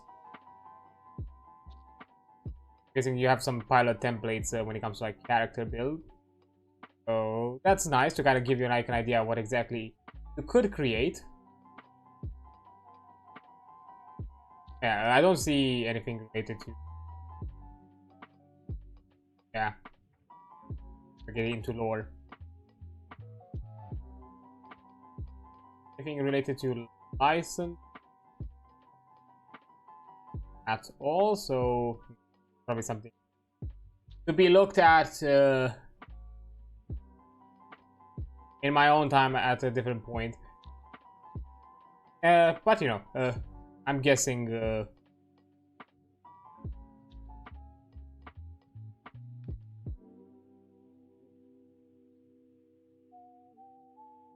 I guess they might have something because, you know, looking at the ComCom roster with the directory, you have some of this content here under like paid content that is community made. Always proud to collaborate with the Lancer communities, making these unofficial content packs available. They are offered as is at the discretion of the offer. If you are interested in creating your own homebrew Lancer content or submitting your content to be directory, please there.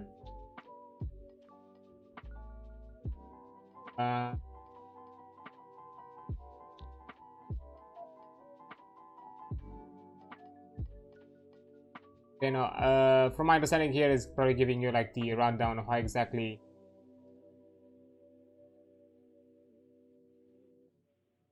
create your own pack with the content that you've made.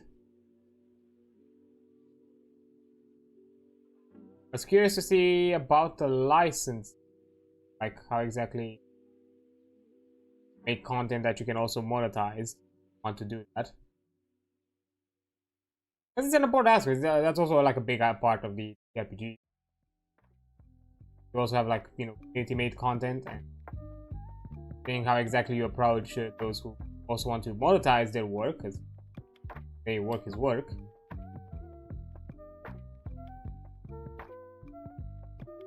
Talks about the content packs.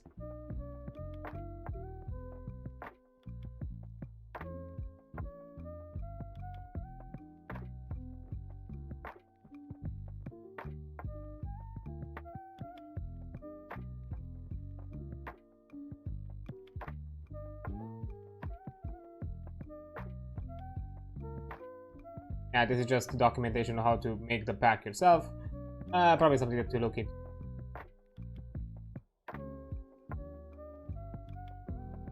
Because who knows, I might, knowing myself, if I get the worms and get too deep into this, I might create my own things.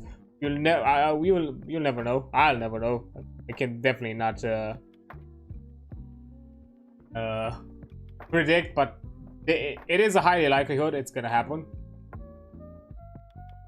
So because of that, yeah, at some point I'll have to look into it and get an idea so I know how exactly do this, because, you know, I want to be compliant with whatever rules and regulation the creator has. They're not gonna run out here and be buck wild, and because depending on the scenario, sometimes, yeah, I'm fine to create content that not necessarily something I can benefit from it just to be out there for the community to really have free of access. That's also completely fine.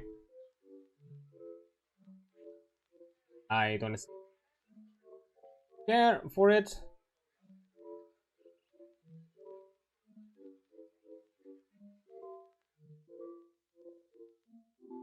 But yeah, so how we go?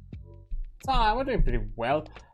Yeah, we run a lot faster for today, which, to be fair, as I mentioned before, I guess it's probably for the better because, you know, today I've been raked across the coals because of the summer heat by not being able to sleep a lot due to being too fucking hot, and at the same time also having to wake up really early in the morning, so that meant only 2 hours of sleep, then had to be for a meeting for like 3 hours, I think.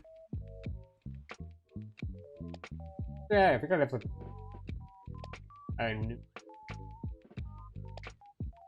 So yeah, almost 4 hours.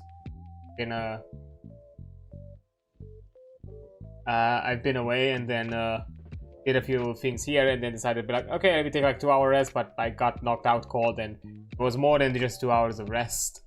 So I guess I'll just take that as an opportunity for me to take an even longer rest, so I don't have to stress too much about it, which is also one of the reasons I've started a bit late today, because you know I woke up. It took me a bit to put myself back together and yeah, into kind of like full on working order.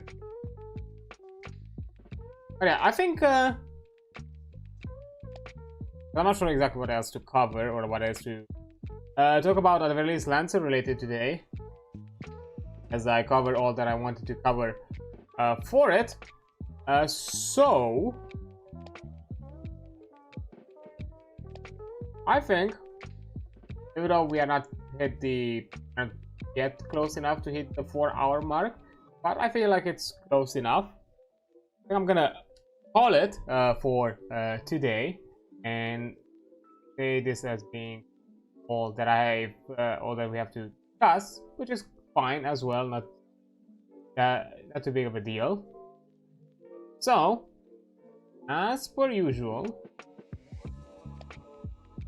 before I go,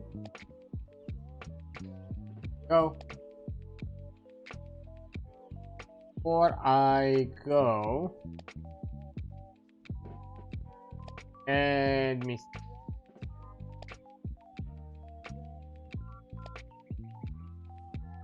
buddy say hi to.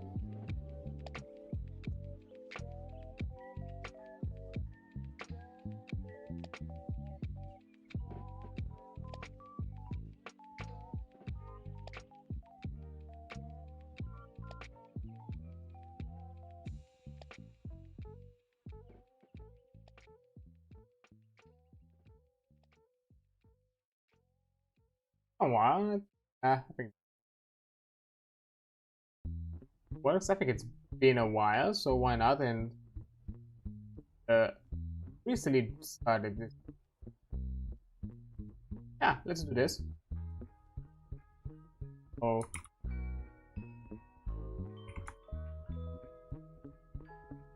And types. Oh yeah, we're rating our gal favorite shapeshifter changeling robe, as she's currently playing some Pokemon Emerald. Oh, that sounds like some fun things. I'm guessing some people are out there being fun nerds. I'm not one of them, unfortunately, but maybe some of you will enjoy that, and I'm here for fellow RPG enjoyers, as she's one of our players in our group shenanigans that we've done in the past. So let me jump in with some raid messages. These are the usual.